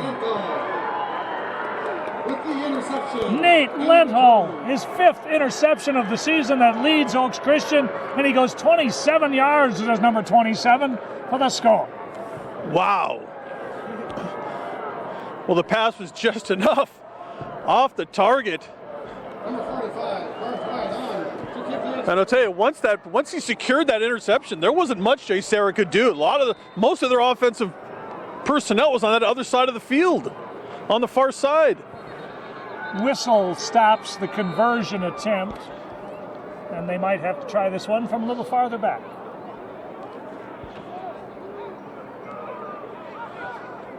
Or maybe not. Offside against JSerra is the preliminary call. Do you consider going for 2 here, maybe? Cut it to 3? I'm just thinking out loud. Yeah, no. I think Coach Charles Collins is thinking the same thing. He wants the penalty. He's got his offense together around the 30-yard line, and I think they are going to indeed do just what you were thinking, Bob Gibson, and they're going to try to cut this. Instead of a 4-point JSerra lead, they're going to try to cut it to 3. I mean, you've got the big running back, I think, and even you saw the quarterback sneak be worked earlier as well. I think you've got either one of these options here. Out comes the Oaks Christian offense. Josh Calvert is the quarterback, and of course, Charbonnet leaps over the top. Wow! The 2-point conversion. He rode the wave into the end zone. Wow! What had to be about a 35-inch vertical leap for the do-everything running back, Zach Charbonnet, as he vaults into the end zone for the 2-point conversion. And now with 9:19 to play in the third quarter, our score. It's JSerra 28 and Oaks Christian 25. He's a running back, he's a wide receiver, he's a high jumper, folks. He could probably compete in the high jump later on in the spring season for Oaks Christian if he chose to do so. I can't believe how high he got on that leap. No, me neither. Woo! I would think the basketball coach would like a word with Mr. Charbonnet. Oh, it's a bird, it's a plane, it's Super Zach. Wow. Jim Harbaugh smiling somewhere when he sees that highlight. Oh my gosh, the tide certainly changed in a matter of seconds. JSerra had the ball in an 11-point lead, and suddenly, after the pick 6 by Nate Lenthal, it is 28-25. And White to kick off again. Returnable for Ward. Oh, this time the special teams of Oaks Christian taking a little umbrage at the success JSerra had on previous kickoff returns. They wall it up at the 20-yard line. It'll be 1st down and 10 JSerra. Ward, when he took the ball, he kind of looked down to make sure his foot wasn't in the end zone. Didn't really have the head of steam coming out that you would have liked to have seen him have, and didn't have that much momentum. And Oaks Christian did a better job of bottling him up right there at that 20-yard line. Ethan Calvert, Josh Calvert's little brother, made the tackle for Oaks Christian. 1st and 10, JSerra, but only up 3. Tight formation. Backs are in the eye. Street, nowhere to go. Gets squashed by Thibodeau. He's 2nd down and 10. Brought down by number 28, Mr. Williams. And number 8 came out. And that pick six swings the momentum back to the Oaks Christian side again, too. Now that defense feeling really good about themselves. You know, they withstood that big run we saw earlier on for the touchdown by JSerra. Now they're feeling good. They come out here and make another play. This is an Oaks Christian defense that gives up an average of 8 points per game. So for JSerra to put 28 on the board, an impressive offensive performance. But for the first time in quite a while, the Oaks Christian offense has come alive. We got a 5-yard penalty coming up against Oaks Christian that'll move it to the 25, so it'll be 2nd down and about 5. But Bob, correct me if I'm wrong, JSerra seemingly has had much more success running between the tackles than they have trying to get outside. Absolutely, I would agree with you with that at 100%. They're better served trying to make that happen rather than get outside. Bell throws, caught, 1st down. Bell got that out in a hurry to McLean. Strong arm exhibited by Caden Bell, and McLean gets himself a 1st down with a sure-handed catch to the 32. Fresh set of downs for JSerra. And I was just about to say we have not heard from Munir McLean in some time here on offense, and just on cue, they hit him with that pass right there. They got to see if they can get McLean going here in this 3rd quarter. McLean, the USC commit, where he will join his brother Malik, and on 1st down, powering his way forward across the 35 to the 36 is Street. Lenthal with the tackle. Number 44, Jack Lenthal of Oaks Christian. 4-yard gain and brings up 2nd down and 6. 2nd and 6. Winner goes on to the semifinals, where the number 1 team, St. John Bosco, awaits.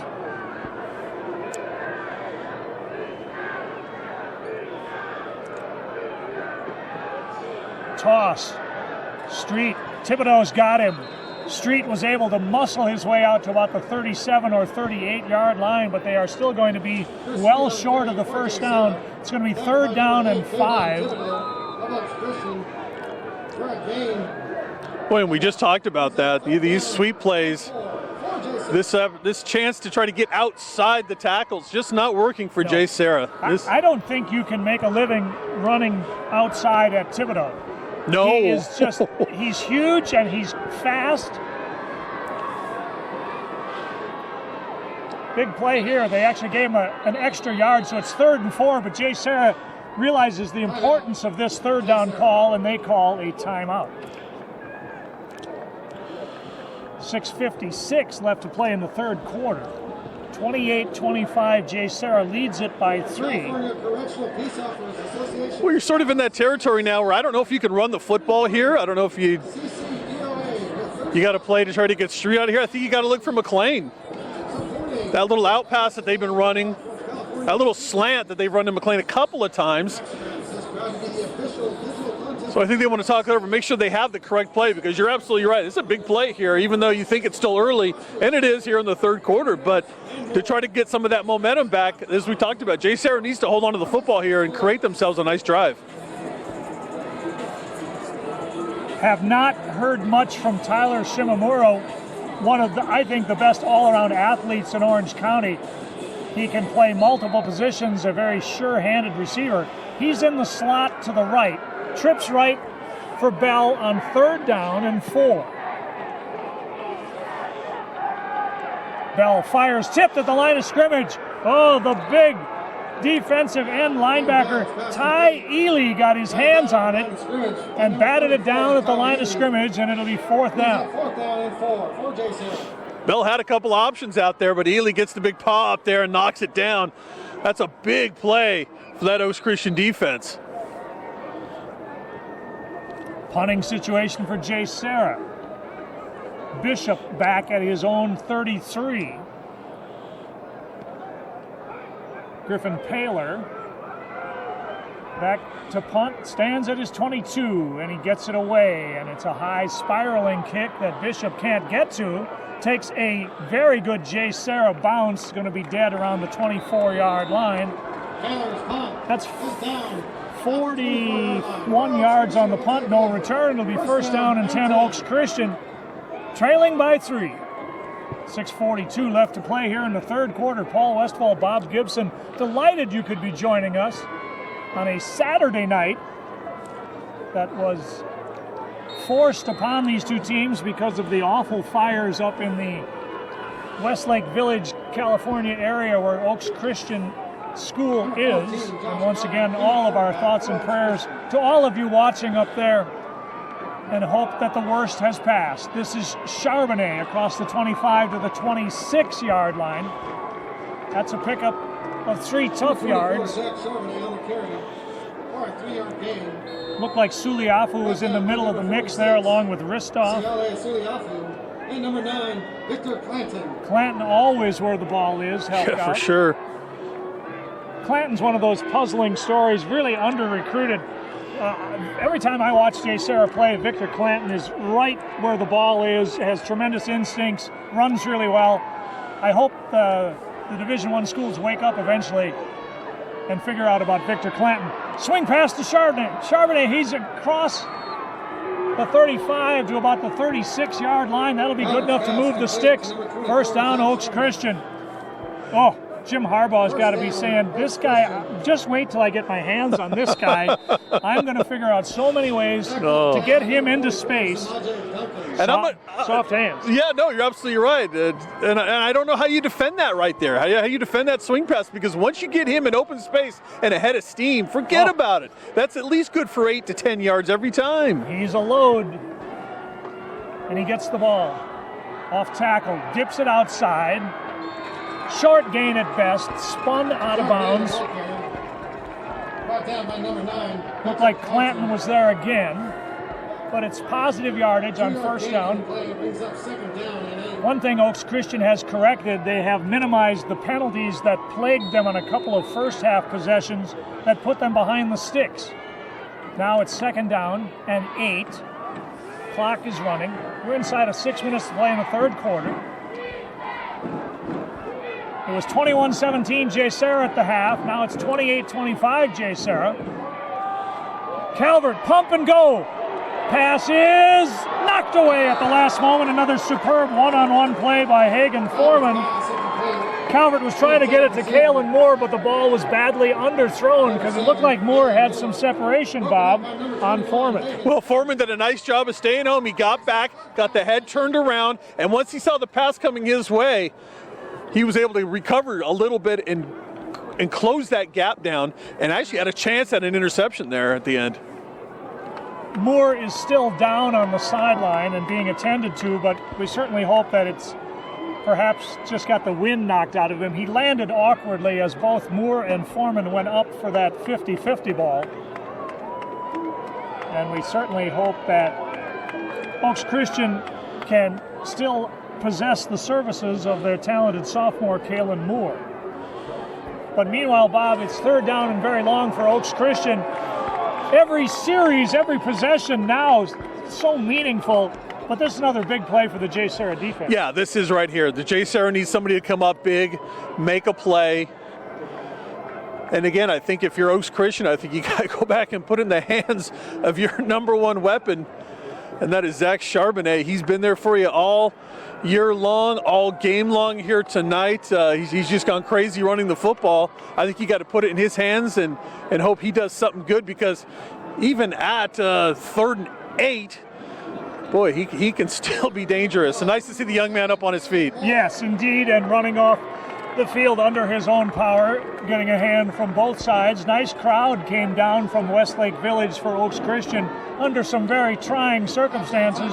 Delighted to see the support for Oaks Christian, and great to see Kalen Moore run off the field. Hopefully we'll see him on the field again. Trips right this time for Calvert on 3rd and long. He's under some pressure, and they've got him. He's buried in the backfield for a huge loss. A pride of Lions surround him back around the 25-yard line. point again, I just don't get the play call here. I think you're better served. Look, if you want to play the field position game, come out here, play that pitch where you bring Charbonnet down, you get him ahead of steam. Even if he doesn't get the first down, let's say he picks up 5 or 6 yards, well, you're still punting from about the 40-yard line or so. You're going to play the field position. Now you take the sack. Look how far back you are. It's a great opportunity here for JSerra to have great field position in their own right now. They lost a bundle on 3rd and 8, and the punt is away, and it's a majestic punt that lands at the 38. Shimamura trying to make a man miss, but Ethan Calvert spins him into the ground rather rudely, and it's a 3-yard return for Shimamura, but it's excellent field position for JSerra. So they'll start 1st and 10 from their own 41-yard line. There was a quartet of Lions that got to Calvert on that last play, but I believe one of them was a player I haven't seen out there all night long. Number 83 for JSerra, Keon Burnett, the freshman, the 6'4" freshman defensive end, was getting high fives on that sideline. And if he comes in for one play and makes that kind of play, that's a remarkable contribution. You might see more of him when he makes a play like that. Jaden Genova also in there as he's been all night around the ball. 1st down and 10 for JSerra, and Street finds the going really tough. He barely gets back to the line of scrimmage, if he even did. That's maybe a loss of 1, as Josh Calvert, among many others for Oaks Christian, right in the middle of the play. Well, and the penetration by the Oaks Christian defensive line is just heavy right now. They're right in the backfield. As that handoff is going through, Street's almost got 3 guys on him right as he's taking the football. Thibodeau, Ely, along with Frankie and Suliafu are the front 4 right now. Pass caught, but this is, depending on where they decide his forward progress is, this could end up being a loss of yardage. And a flag comes in from the moon, and this might be some extracurricular activity well off the sideline. The pass went to McLean. He caught it around the 43, but then in trying to free himself from the defenders, actually ran back to about the 37, then was run out of bounds. Let's see if this is going to be unnecessary roughness against Oaks Christian. This would be apparently the call. Refs are talking it over. Either way, this is going to be 3rd and long for JSerra. Let's see if they get bailed out here by the flag. Yeah, because if they mark it at the 42, it'll be 3rd down and about 8. Oh boy, another flag. And another flag, and it looked like he said an ejection. We certainly hope not. We don't want to see anybody get thrown out here. Holy mackerel. Coach Collins wants an explanation. This is a huge call, a huge moment in this contest. Depending on how many penalty yards are stepped off, this could result in a 1st down for JSerra instead of 3rd down and anywhere between 8 and 12 yards. We have a personal foul against Oaks Christian. Personal foul on Oaks Christian. And we're not done yet. Unsportsmanlike against Oaks Christian. Ooh, wow. And an ejection. On Oaks Christian with a player ejection. And I cannot see on that far sideline who has been ejected from the game, but this is a critical moment in this contest. What looked like a fine defensive play by Oaks Christian, which was going to create 3rd down and very long for JSerra, then got out of hand on the Oaks Christian sideline. Coach Collins still demanding an explanation. He's standing on the 50-yard line, and he looks to be furious, and justifiably so. Wow. I can't imagine what could have transpired over there on the far side that would have resulted in essence, 30 yards in penalties and a 1st down for JSerra at the 32-yard line of Oaks Christian. But we're nowhere near getting ready to start play because Coach Collins, with his back to us, is talking to the referee still about how could this all have gone so badly.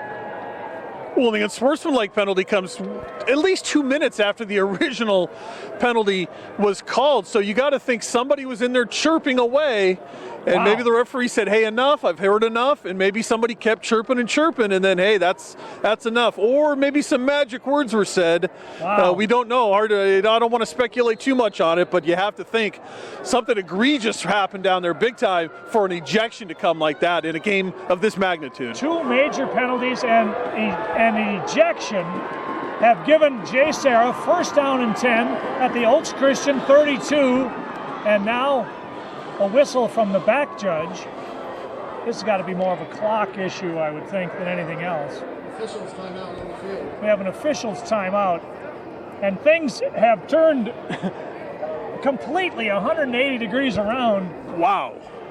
Oaks Christian looking like they are on their way to getting a stop and maybe the ball back. Instead, it's JSerra in scoring position at the Oaks Christian 32. Handoff off the left side. Street across the 30 to about the 29-yard line. Jack Lenthal got some help from Calvert. Second down and about 6. And I'll tell you, the messages right now from both Charles Collins on the Oaks Christian side, Pat Harlow on the JSerra side, has got to be composure. Yeah. Keep your composure. Both sides right now. Don't let your head get away from you here and do something that will further jeopardize your sideline, your team. Sammy Green gets hit in the backfield. That's a big stop by Ryan Frankie, who stormed in from his defensive end position. And the future Oregon State. And these long handoffs, this is not going to work for you right here. These defensive ends are flying in too fast and furious. They're right in the backfield as the ball's getting into the hands of the running back. Yeah, I was going to say, he and the ball got to Sammy Green about the same time. 2.5 left play in the third. Another big third down and long situation for JSerra. 3rd and 9. Penalty flag, maybe delay of game, and it is. Delay of game against JSerra will make it 3rd down and even longer. 3rd and 14 for JSerra. Watch the defensive front four come after Caden Bell now. I'll tell you, curious play calling on both sides here in this third quarter. I mean, if you're watching the flow of the game and what's happening on the defensive sides here, you just wonder sometimes. I know you have a game plan going in, but sometimes you got to sit there and look at it and say, hey, you know what? Let's go to what's working, because those long handoffs for JSerra, that's just not going to work here tonight against these defensive ends. I'm sorry. Huge play coming up. 3rd down and 14 from the 36. Bell with time, throws over the middle, incomplete. He had Shimamura right in between the hash marks, but the pass sailed over his head, incomplete. And it'll be 4th down and a punting situation for JSerra. Well, and I wonder if you're just not in 4-down territory here. I mean, I don't know how much. Yeah, if you can get it out of bounds here inside the 20 or the 15, maybe somewhere in there. But I'd say I would be playing the same card as Coach Harlow. I'm going field position here and make Oaks Christian go 80 or 90 yards. The punt is going to land about the 15, takes a very good JSerra bounce and is going to be dead inside the 10. They'll mark it down at the 9-yard line. That is a very effective punt by Griffin Paler. And Oaks Christian's got a very long field with 2:06 to go here in the third quarter, trailing by 3. Well, that's why Pat Harlow's coaching in the quarterfinals of the CIF Ford Championships, and I'm up here talking about the game because he made the right call, and he puts his defense in a much better position here, and is going to make this Oaks Christian offense go the whole length of the field just about to see if they can get back on the scoreboard. Bob, if it was you and I, we would be like Myron Miller. We're going for it on every 4th down. The longtime Costa Mesa and Tustin coach who told me one time years ago, Paul, I hate punting. Right. You know, I don't think you had a punter. Position doesn't exist in a Myron Miller team. 1st and 10, Oaks Christian. Calvert, pump fake, looking. He's in some trouble. He's going long. He's got a man behind the defense. Oh, and the pass is just offline a couple of yards.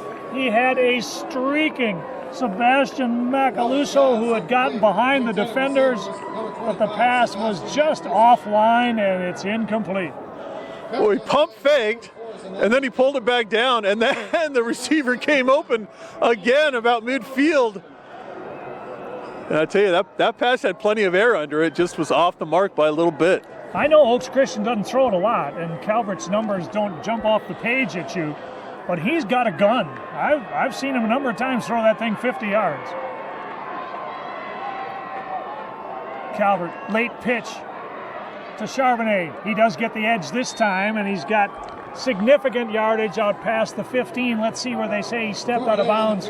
Run out of bounds by Clanton. Had some help from Duncan and Morris Walker. I would run that play until JSerra proves they can stop it. 3rd down and 4. Huge play for Oaks Christian, because if they don't get it, JSerra gets the ball back with excellent field position. Inside of 2 minutes to go here in the 3rd quarter. Paul Westfall, Bob Gibson, delighted you could be joining us, courtesy of JSerra TV. Timeout. Important enough play that Coach Collins says, let's make sure we're all on the same page. Timeout, Oaks Christian. Both teams with 2 timeouts left here. I have to mention all of these great numbers I've been getting all game long are courtesy of James Covarrubias. Oh, best in the business. Best stat guy in my 30 years I've ever been around, and delighted to reunite with James again. And so if all of you think this guy doing the play-by-plays has some degree of intelligence, it's not. It's because James Covarrubias is feeding me all the good numbers. He makes us seem a whole lot smarter. Oh my gosh. And anybody who knows me knows how difficult that is. Meanwhile, back at the ranch, it is 3rd down and 4. 3rd down and 4. After the Oaks Christian timeout.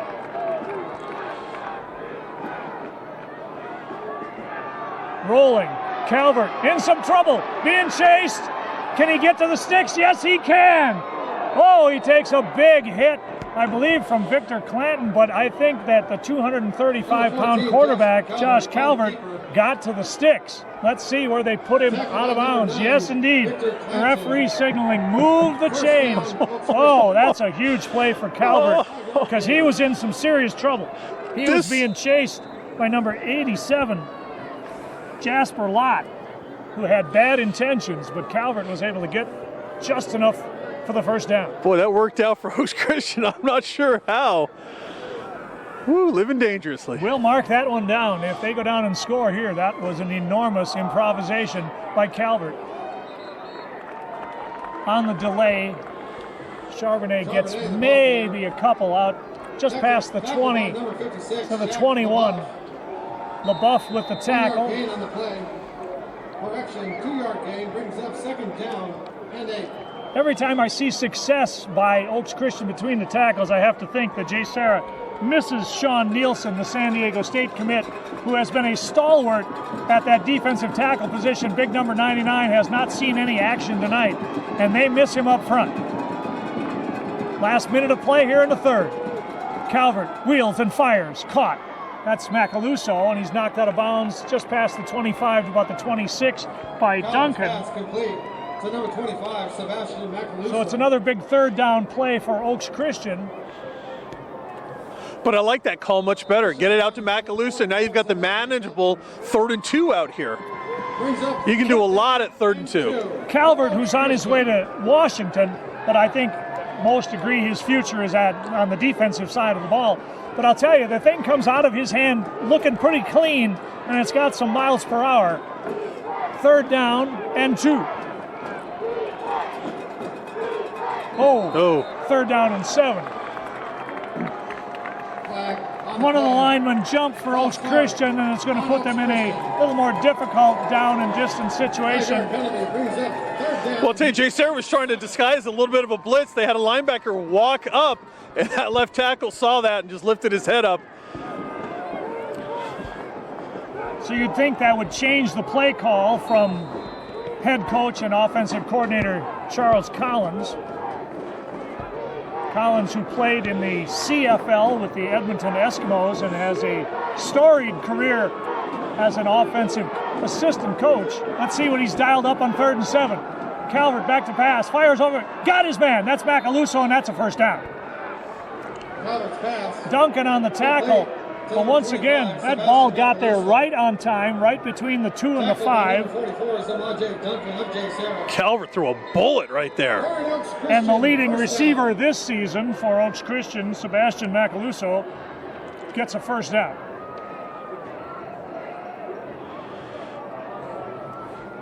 Trips right this time, but I have to think now you'll go back to the ground game.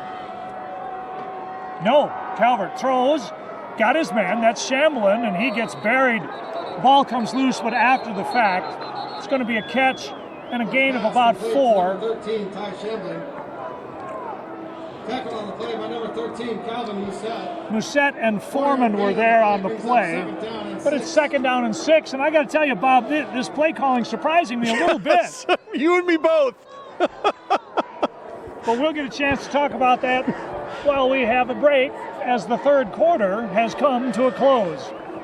Another entertaining 12 minutes in front of us.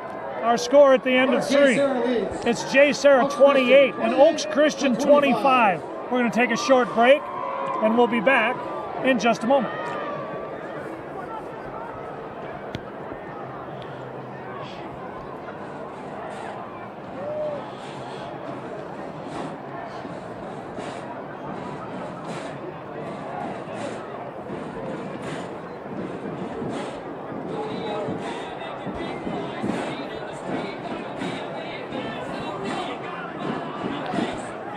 Welcome back to JSerra High School. We're in San Juan Capistrano, California. I'm Paul Westfall. Alongside me is Bob Gibson. For the right to play the nation's #1 team in the Division I semifinals of the CIF Southern Section 4 football championships, JSerra leads Oaks Christian 28-25. Bob, a very entertaining 3rd quarter, but Oaks Christian seems to have opened up their offense here in the last few minutes, going more to the air than we expected. 2nd and 6. Not much. Well, you're exactly right. I mean, we talked about it at the end of the 3rd quarter there. Some of the play calling a little out of the ordinary maybe, but, we did talk to head coach Charles Collins before the game. He did tell us, we've got some different things to show JSerra than they've seen maybe on our tape, throughout the season. So, maybe these are the different things that Coach Collins was talking about. Maybe not going to the to what you think they're going to do, which would be get it in the hands of their everything running back. Another enormous 3rd down and long for Oaks Christian. Trips to the left for Calvert. Here comes the rush. He loads up and throws too high. He was trying to get it to his favorite target, Sebastian Macaluso. Even if it was complete, it would not have been enough for a first down. So it'll be 4th down, and JSerra has forced another punt. But of the last, I believe, 6 plays, Zach Charbonnet touched it 1 time. I was just going to say, I correct me if I'm wrong, I don't think Charbonnet did touch, but you're right. There was one time, and boy, to go through a series of plays and your best player only gets his hands on the football 1 time. Wow. That's a head scratcher. Ooh, punt nearly blocked. Penalty flag coming. Oh my goodness gracious. Should have more with the fair catch. Risk reward on that. A bit puzzling. You had a stop. You had the ball back somewhere in the vicinity of the 40-yard line, more than likely. They came with a heavy punt rush that nearly got to it, but instead they ran into the kicker.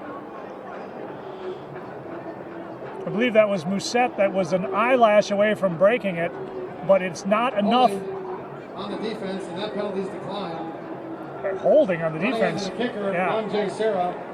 2 penalties. First down. 2 penalties against JSerra, and they'll take the more severe of the 2, and that was the roughing the punter penalty.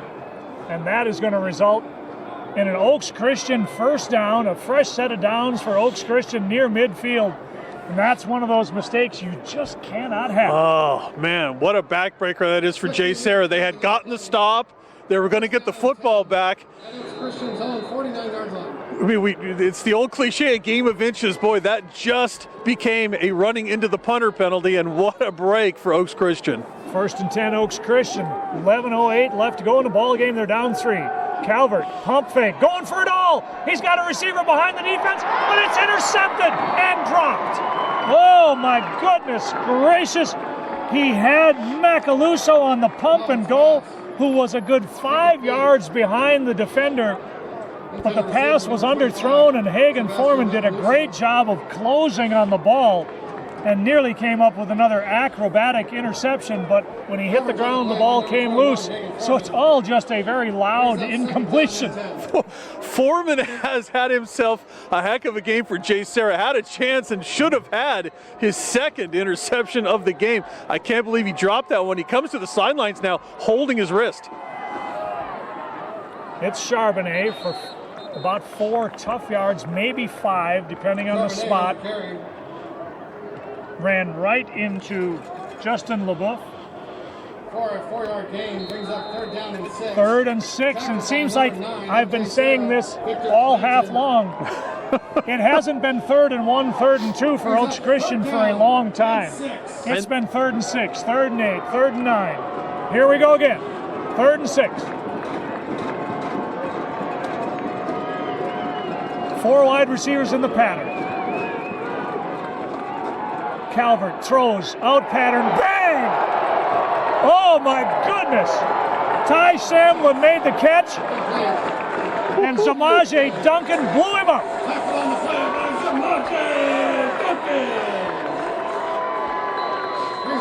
I tell you. Wow, 4th and 4, sorry, Bob. Sorry, Paul. I was going to say they can hear that hit all the way in St. John Bosco High School in Bellflower.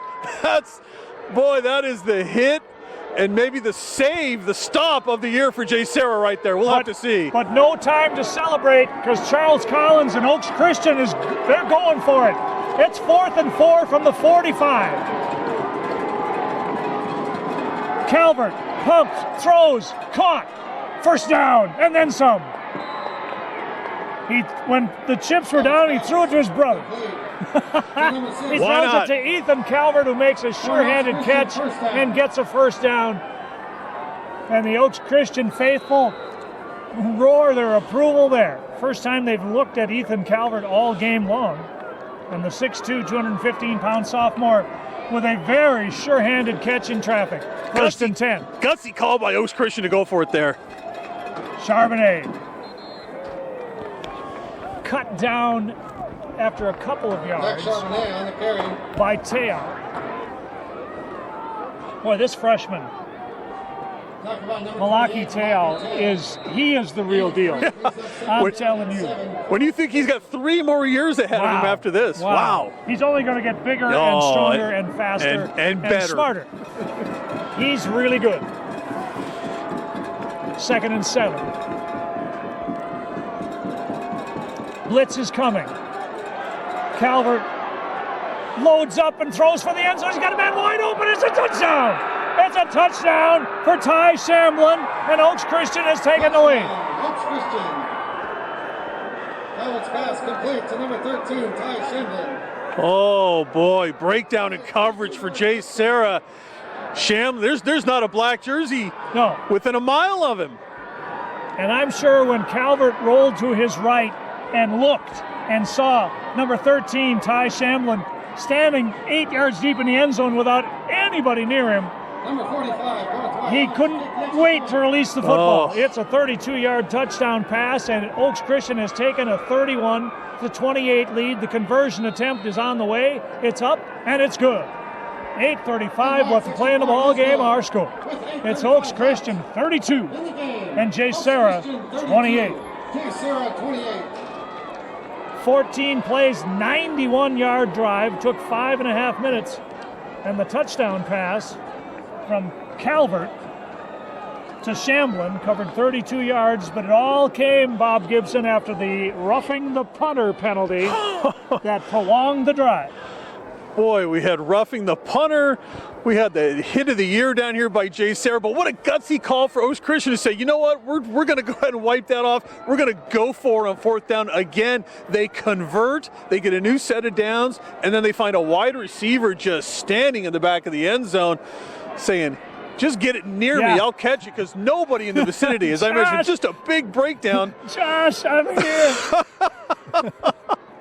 And now it's a 4-point lead. Yeah. We go back to the penalty on the 2-point convert on the extra point, which turned into a 2-point conversion. Now a 4-point lead, which is huge for Oaks Christian. The field goal is out of play now for JSerra if they were able to get down into that position. White to kick. Booms it to the 1. This is Ward. And he's buried at the 20. The kick coverage team for Oaks Christian has gotten much more stout. Early on, JSerra was able to bust a couple. One near midfield, another one past the 35. The last couple just barely back to the 20. So it'll be 1st and 10 JSerra, trailing now by 4. Boy, and everything these kids in this community has been through in the last 24, 48 hours up there in that Westlake Village area, I'll tell you, these kids came to play here tonight. They have really responded to adversity on a couple of different occasions tonight. First time on the zone read, Bell's going to keep it, and he's out past the 25. Shoestring tackle by Matt Chong saved an even bigger gain, but Bell is out there to about the 26. Where are they going to spot it? They're going to spot it right on the 25, so it'll be a 2nd down and 6. First time we've seen that out of Caden Bell.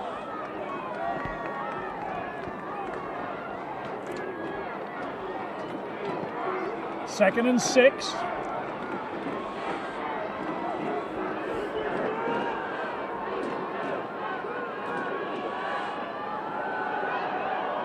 And Street lunges forward. He's going to be just short, I think, of the first down, depending on the spot, but I think they're going to spot it. No, they're going to give him the first down. Are they really? Wow, that might be a bit premature. No, they're going to, hey, not, the referee's not all on the same page. The side judge was waving the chain gang up, and suddenly the referee says, wait a minute, let's take a closer look at this. They needed to get just shy of the 31-yard line, and that is pretty much where the ball is. Well, I'll tell you, eyeballing it from here, boy, he got a tremendous spot where he reached the ball over. I agree. I think is at least a good half-yard shorter than where they spotted it. I agree. All of us up here are in agreement that was a favorable spot. That's our terminology on that one. So were they spotting it here? I think they've easily got the first down. So the chain gang comes on out. Just reflecting on that last Oaks Christian drive, the obvious big play was the roughing the punter penalty. But as you mentioned, Bob, going for it on 4th and 4 and throwing it to someone they hadn't looked at, hadn't targeted Ethan Calvert all game long. And the sophomore came up with a huge catch in the biggest moment for him offensively of the night. That says a lot about the moxie of Ethan Calvert. What did we say earlier? You said it earlier on that Pat Harlow said maybe he wasn't going to be the riverboat gambler here tonight. Charles Collins said, you know what, I'll go ahead and take that. I'll take that role. 3 for 3 on 4th downs tonight, Oaks Christian. 1st and 10 after the measurement. Bell going long for McLean, and he's got it! A spectacular one-handed catch by Munir McLean, fighting off the defender with his left arm, cradling the ball with his right arm. That's a huge gain, 44 yards on the play.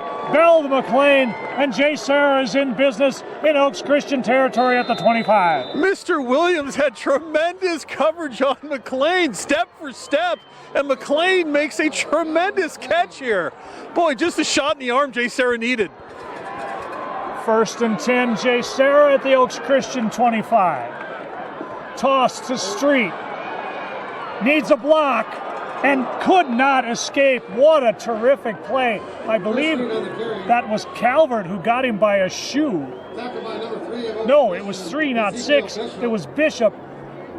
Street was being pursued by both Ethan Calvert and Ezekiel Bishop, and Bishop got him by a shoe. Because if Street gets past Bishop, Bob, he might still be going. Well, Ristoff gave him the immediate kick-out block at first, and it looked like a lane, but boy, that defense got over there in a hurry to close it off. 2nd and 11. It's Street to the 15. Spun down to the ground inside the 15. They'll mark him down. 1st down and 10, about the 12-yard line. The explosion of Chris Street, very evident again on that one. Mr. Williams makes the tackle, but not until Chris Street scampers for another 1st down. Boy, where else are you going to go? You're going to put the ball in the hands of your best player, and that's been Chris Street all season long. He comes up huge one more time here for these JSerra Lions. Timeout, Oaks Christian. Perhaps the defense getting a little gassed, not really sure, but you mentioned it right after the Oaks Christian touchdown and conversion that it was a 4-point game. Going for 2 after the score that made it 28-23 proves to be really important for Oaks Christian because it has taken the field goal out of play. So although JSerra's on a dynamic, electrifying drive right now, they still have some work to do. To try to get the last 12 yards against this defense is easier said than done. No small task, that's for sure. This defense has bent at times tonight, but I tell you, Oaks Christian has come up with some big plays when they've needed it. They're going to need another couple of, at least another one, or not, if not 2 or 3 big plays here to try to keep JSerra off the scoreboard. Chris Street having a magnificent night, now has rushed for 178 yards on just 17 carries. He's going to get a breather momentarily, and Sammy Green is the deep back in the I formation. And it's Green. And not much there. Maybe back to the line of scrimmage at best, as they stood him up, and by they I mean Jack Lenthall and Ryan Frankie. It'll be 2nd down and 10. Street back in, Green out. Brings up 2nd down and 10. JSerra certainly in, well, at least I would think they're in 4-down territory. But we'll see. 2nd down and 10. Timeout, JSerra. Offensive coordinator Eric Signo didn't like something that he saw, and he's halfway out to the hash marks to call a timeout. With 6:21 left to play in the ball game, and Oaks Christian leading at 32-28. That timeout there is going to leave each team with just 1 timeout left in the football game. Boy, and I got to think at some point on this series here, at least on this set of downs, I got to see the ball in the hands of McLean at some point. He's been the playmaker here on this series. I want to see, if I'm JSerra, I want to see the ball back in his hands at some point here. At 6'4", McLean certainly a candidate for the fade route. Try to high point it.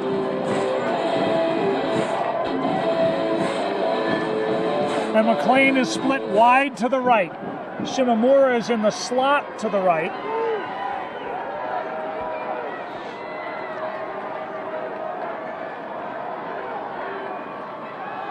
It's the wide receiver screen to McLean. He's into the end zone for a JSerra touchdown. JSerra. And ball to Renew McLean. 14-yard touchdown. A spectacularly executed call. The quick wide receiver screen to the dangerous Munir McLean, and he darts into the end zone untouched for the score. 34-32, all-important conversion coming. No curious play calling that time. Get the ball into the hands of one of your best playmakers. That's Munir McLean, and he does the rest. Great play call that time for JSerra. His 2nd touchdown of the night, 13 yards from Caden Bell, and here's a very important extra point and a flag prior to the snap. It's going to be offside, I think, against Oaks Christian, and it is. So now Pat Harlow has the same decision that Charles Collins had. Do you take the penalty and go for 2? Pat says no, thank you. We'll just line up and do it again. 7 plays, 79-yard drive for JSerra. Took 2 minutes and 9 seconds. Here's the snap. Here's the boot. It's on the way. It's up, And it's no good. Ooh. Oh, my. Travers extra point. Wow. 6:15 left to play in the ball game. Our score. It's JSerra 34, Oaks Christian 32. 32. Oh my! Let me play armchair quarterback for a second because that's what I'll do up here. But I'm always of the ilk that if you get the penalty against the defense in the extra point, you go for 2 no matter what. And I get it. You want to put that 35th point on the board. You make them go down. You make them make a field goal to tie you up and maybe take this thing to overtime. But boy, I tell you, the 2-point conversion would have then taken the field goal out of play for Oaks Christian. So the missed extra point now, ooh boy. That was enormous. Yikes. For McLean, his second touchdown reception of the night.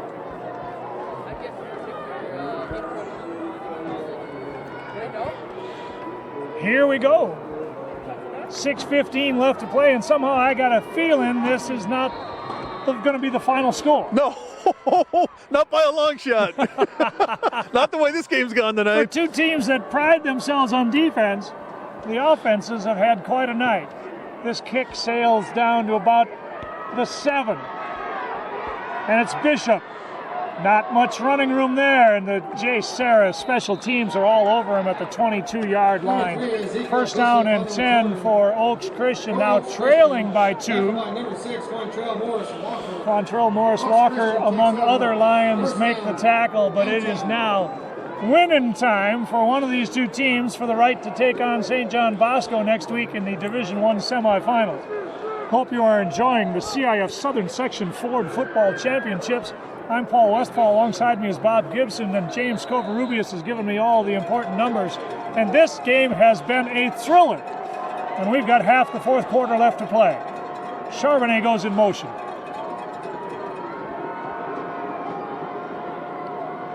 Calvert throws it to him. He gets a block and gets to the edge and is run out of bounds just over the 30-yard line. Pass complete to number 24. Morris Walker Zach Charbonnet. ran him out of bounds, but it is a good first down pickup for Oaks Christian.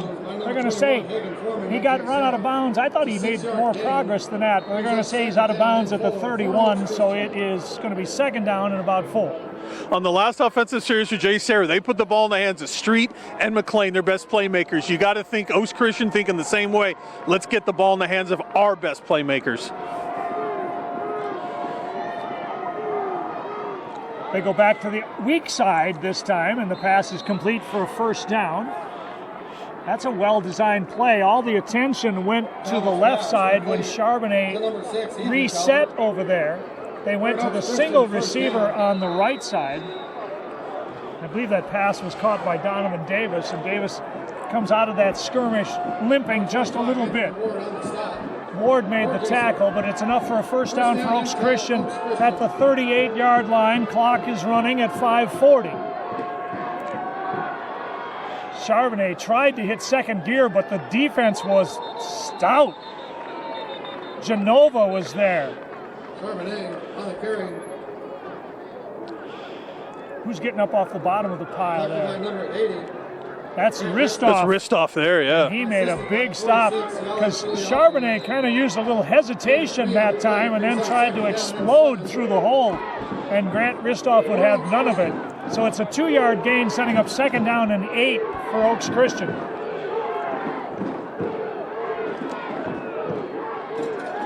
Play action for Calvert. Going for the bundle to Macaluso, but too far. Outstanding battle all night long between those two. Sebastian Macaluso and Zamaje Duncan were stride for stride, 40 yards down the field. And the pass was just a little bit too far. It'll be third and long. Excuse me, Paul. A little contact, little bump and run down there, but he gets his head around. The defender gets the head back around. You'll never get the flag that way. Very rare. I shouldn't say never, but very rarely. They'll give you the benefit of the doubt if you get your head turned around. Empty backfield for Calvert this time. 3rd and 7. Calvert in some trouble. Here comes the rush, and they've got him. JSerra sacks Josh Calvert for a big loss back around the 31-yard line. Anthony Ward came from the backside and with some help from his friends, were able to get the 235-pound quarterback to the ground, and it's a punting situation for Oaks Christian, 4th down and 15. Calvert back to punt. And he booms one out of there. That's a big kick that Shimamura is going to let go. And it takes a huge Oaks Christian roll down near the 15-yard line. That is an enormous punt. What was that, 50 yards, James? 52 yards, thanks to James Covarrubias. 52 yards on a punt. No time like the present for Calvert to get his best punt of the night off. I'll tell you, they needed that. That changes the whole dynamic of the field position right there. And now with 4:01 left to go here in this fourth quarter, JSerra with the football, but they got some work to do in front of them to try to put this thing away. There's a term in football that you hear often at the NFL level called 4-minute offense. It's when you've got the lead and you're trying to just make a few first downs and don't let the other team have the ball back. That is precisely the position that JSerra is in right now. 4 minutes and 1 second away from a berth in the semifinals against St. John Bosco. And the toss goes to Street, and the defense gets across the line of scrimmage, and it's a loss on the play for Chris Street. And it's that man again, number 81, Ryan Frankie, who has been a force along with his defensive end mate, Kayvon Thibodeau. And Charles Collins is elected to let the clock run here and save that last timeout. JSerra taking their time, but they will need at least 2 first downs in order to secure a victory here. Even if they take the full complement of time between plays, there'll be plenty of time for Oaks Christian just needing a field goal to win. Penalty. Timeout JSerra. Ooh, boy, it looked like Oaks Christian had jumped. I thought that was the reason for the whistle, but I guess the timeout came before that jump on the offside. 3:19 left to play. That is JSerra's final timeout. It's 2nd down and 14. Bob Gibson, how imaginative can you get with the JSerra offense considering time and score? Well, I don't think you want to do anything too crazy here. You want to keep the ball, I believe, in the hands of Chris Street, your most reliable offensive weapon and your best running back, and you want to get him in between those tackles, let this clock run down. Hey, if it ends up you need to punt it away, you punt it away. But I think you let Street get in there and see if he can get you a first down. JSerra has 2nd down and 14. 2nd and 14. Bell back to throw. Batted down. Oh, an athletic play by Ethan Calvert, because there was some space for McLean. If that ball gets out to the sideline, he only had one man to get past to get the first down, and Ethan Calvert rose up and swatted it away. And what's worse for JSerra, the clock is stopped at 3:16 on the clock. Now you stop the clock with that incomplete pass.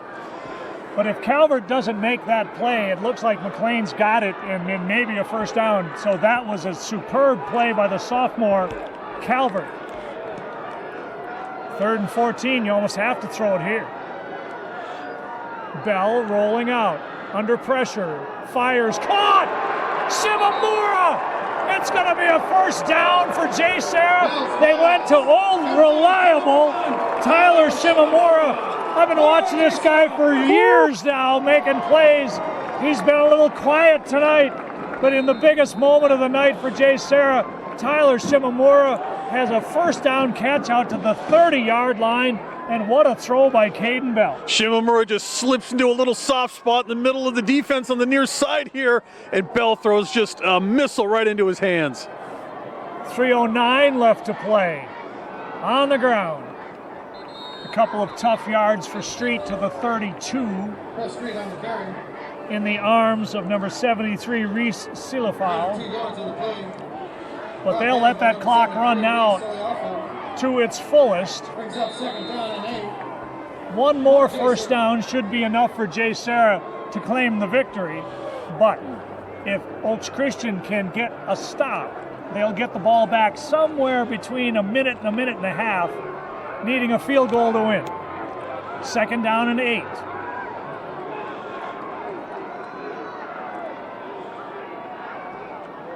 They give it to the up back, and there's nothing there. Oaks Christian, almost as if they knew the play, has called their final timeout. There you go. They gave it to Genova for the first time as the up back in that eye, but there was nothing there. Timeout Oaks Christian, 2:21 left to go in the ball game. JSerra up 34-32, but facing a 3rd down and 10. Bob Gibson, I ask you again. You're the offensive coordinator with the season on the line. What do you got for me? Decision time, decision time. I am not going to run the ball this time. I would be tempted to run the football and let that clock run down, but I think I want to try to get a pass here. Once again, Munir McLean is your guy out here. If you get it in his hands and let him do something with it, he gets up the field. If he gets you that first down, you can pretty much put this thing away. But that's why these guys get paid the good money down here on the sidelines. They get to make the actual decision. Yeah. That would be my call. We'll see what head coach Pat Harlow and his staff have drawn up coming out of the timeout here. Once again, if it was you and I, we'd probably have a flea flicker. It's 3rd down and 10.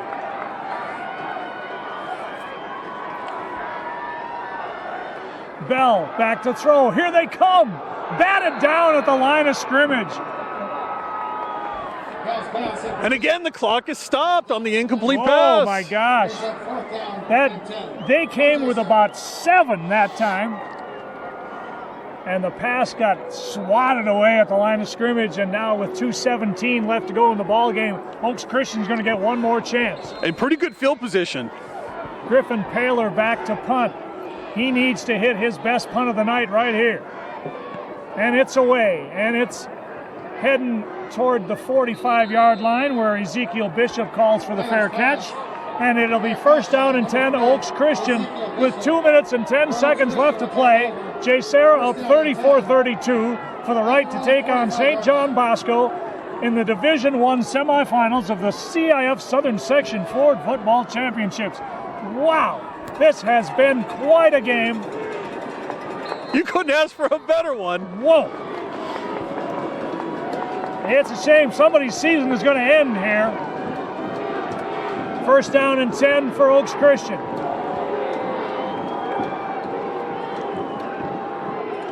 And the give is to Charbonnet. And the going is tough.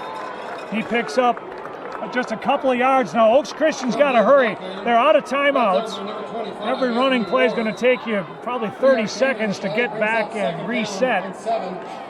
So it's 2nd down and 7. Trips right for Calvert. He's in some trouble. Flushed out. Throws incomplete. He was heavily pressured by Ristoff and I believe Anthony Ward. Pass never got anywhere near Macaluso. So it's 3rd down and 7, but of course Oaks Christian is in 4-down territory. Yes, they are. And JSerra, when they needed their pass rush to come up big, boy, did they get it right there. Ristoff coming up with some big plays here late in this 4th quarter for the JSerra Lions. Garth White, Coach Charles Collins told us, the place kicker for Oaks Christian, has a range of 45 yards. They'd have to get to the JSerra 28-yard line for that to be a viable option. 3rd and 7. Calvert back to throw. Rush coming. Throws. Caught by Macaluso. 1st down. 1st down to the 45-yard line. They'll stop the clock very momentarily to move the sticks. We're at 95 seconds left to play in the ball game, and Oaks Christian needs about 15 more yards. It's Charbonnet. He's loose in the secondary.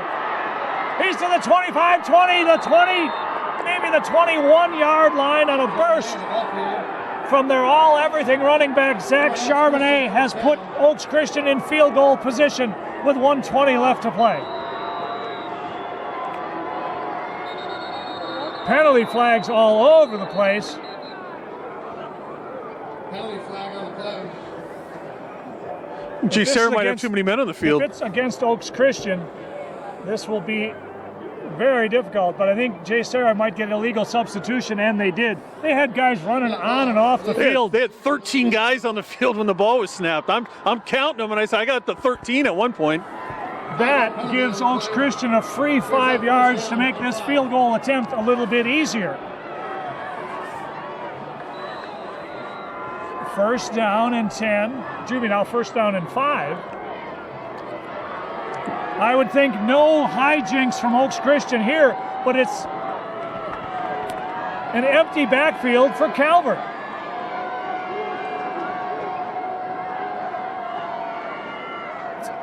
He throws incomplete. He was trying to get it to brother Ethan, knocked away on a really nice play by Hagen Foreman, who's had a magnificent game out there on the corner. Another interesting play call there to empty out the backfield and go pass on there when you're basically setting this thing up for your field goal kicker. Wow. Yeah, at this point, I'm just running it up the middle to whichever side my kicker prefers. But here we go, 2nd and 5 with 54 seconds left. It's Charbonnet trying to get to the edge. 15, 10, knocked down by Genova and Clanton. First down, Oaks Christian. Now they can just run the ball between the hash marks here. No, Calvert throwing, incomplete. Wow, I'm amazed. He was trying to get it to his brother Ethan Calvert again, but excellent coverage one more time by Foreman. Well, I tell you, Foreman comes on. He's already got one interception tonight. Almost had a second. Boy, and he got a hand in there to knock that one away. Living dangerously is Oaks Christian here. Second down from the 10. 34 seconds left.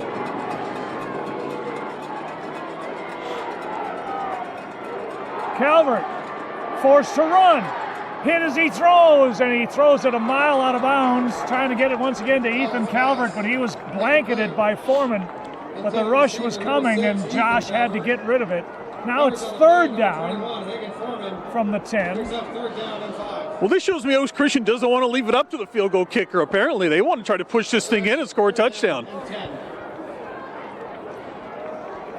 They went for the big play, for the win twice now. You'd have to think this time it's got to be Charbonnet to the middle of the field for sure. 28 seconds left.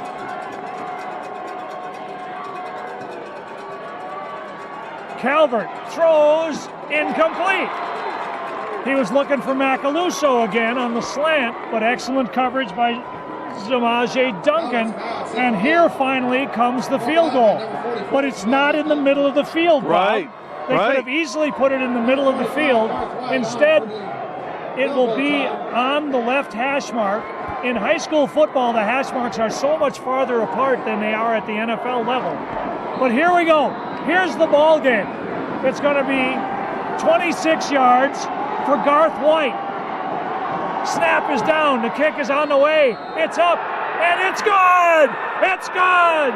Oaks Christian has taken the lead with 18 seconds left to play. Actually, the field goal is good by 45. Garth White. And we got flags all over the place on the celebration here. With 18 seconds left, Oaks Christian 35, JSerra 34. 18 seconds left to play. Oaks Christian has recaptured the lead 35-34 on a 26-yard field goal by Garth White. But now you'd have to think JSerra is going to get some free yardage from the celebration penalty. And they need only a field goal to win, but with no timeouts. And just 18 seconds on the clock. This is a tall mountain to climb. What a seesaw affair. It was 14-0 JSerra, then it was 17-14 Oaks Christian, then it was 28-17 JSerra. Oaks Christian came back to take the lead. JSerra got it one more time, and Oaks Christian comes back on a 26-yard field goal by Garth White to take a 35-34 lead. But now they will be kicking off after the celebration penalty, and that's one of those that you say, oh, you shouldn't do that, but this is an emotional sport. And even more so because of what this has meant to this community and these kids for Oaks Christian, and as we mentioned before, in these past couple of days. That's a big emotional release for them to be in this position they're in right now. Kicking off from the 25-yard line, JSerra hopes to get the ball back at least to midfield, where you'd have time to run one play, get it down to maybe the 30, and try a long field goal to steal the victory. But first, the field goal, the kickoff coming. It's a squib kick, fielded at the 35. Good open field tackle. Clanton gets out to the 47. That used up 4 seconds. Really good tackle by, I believe that was number 7 for Oaks Christian. Kalen Moore. Kalen Moore, who was injured earlier in the contest. It is great to see him out on the field and contributing, because if he doesn't get Clanton, they're probably on the good side of the 50. So here we go. 14 seconds left, no timeouts for JSerra.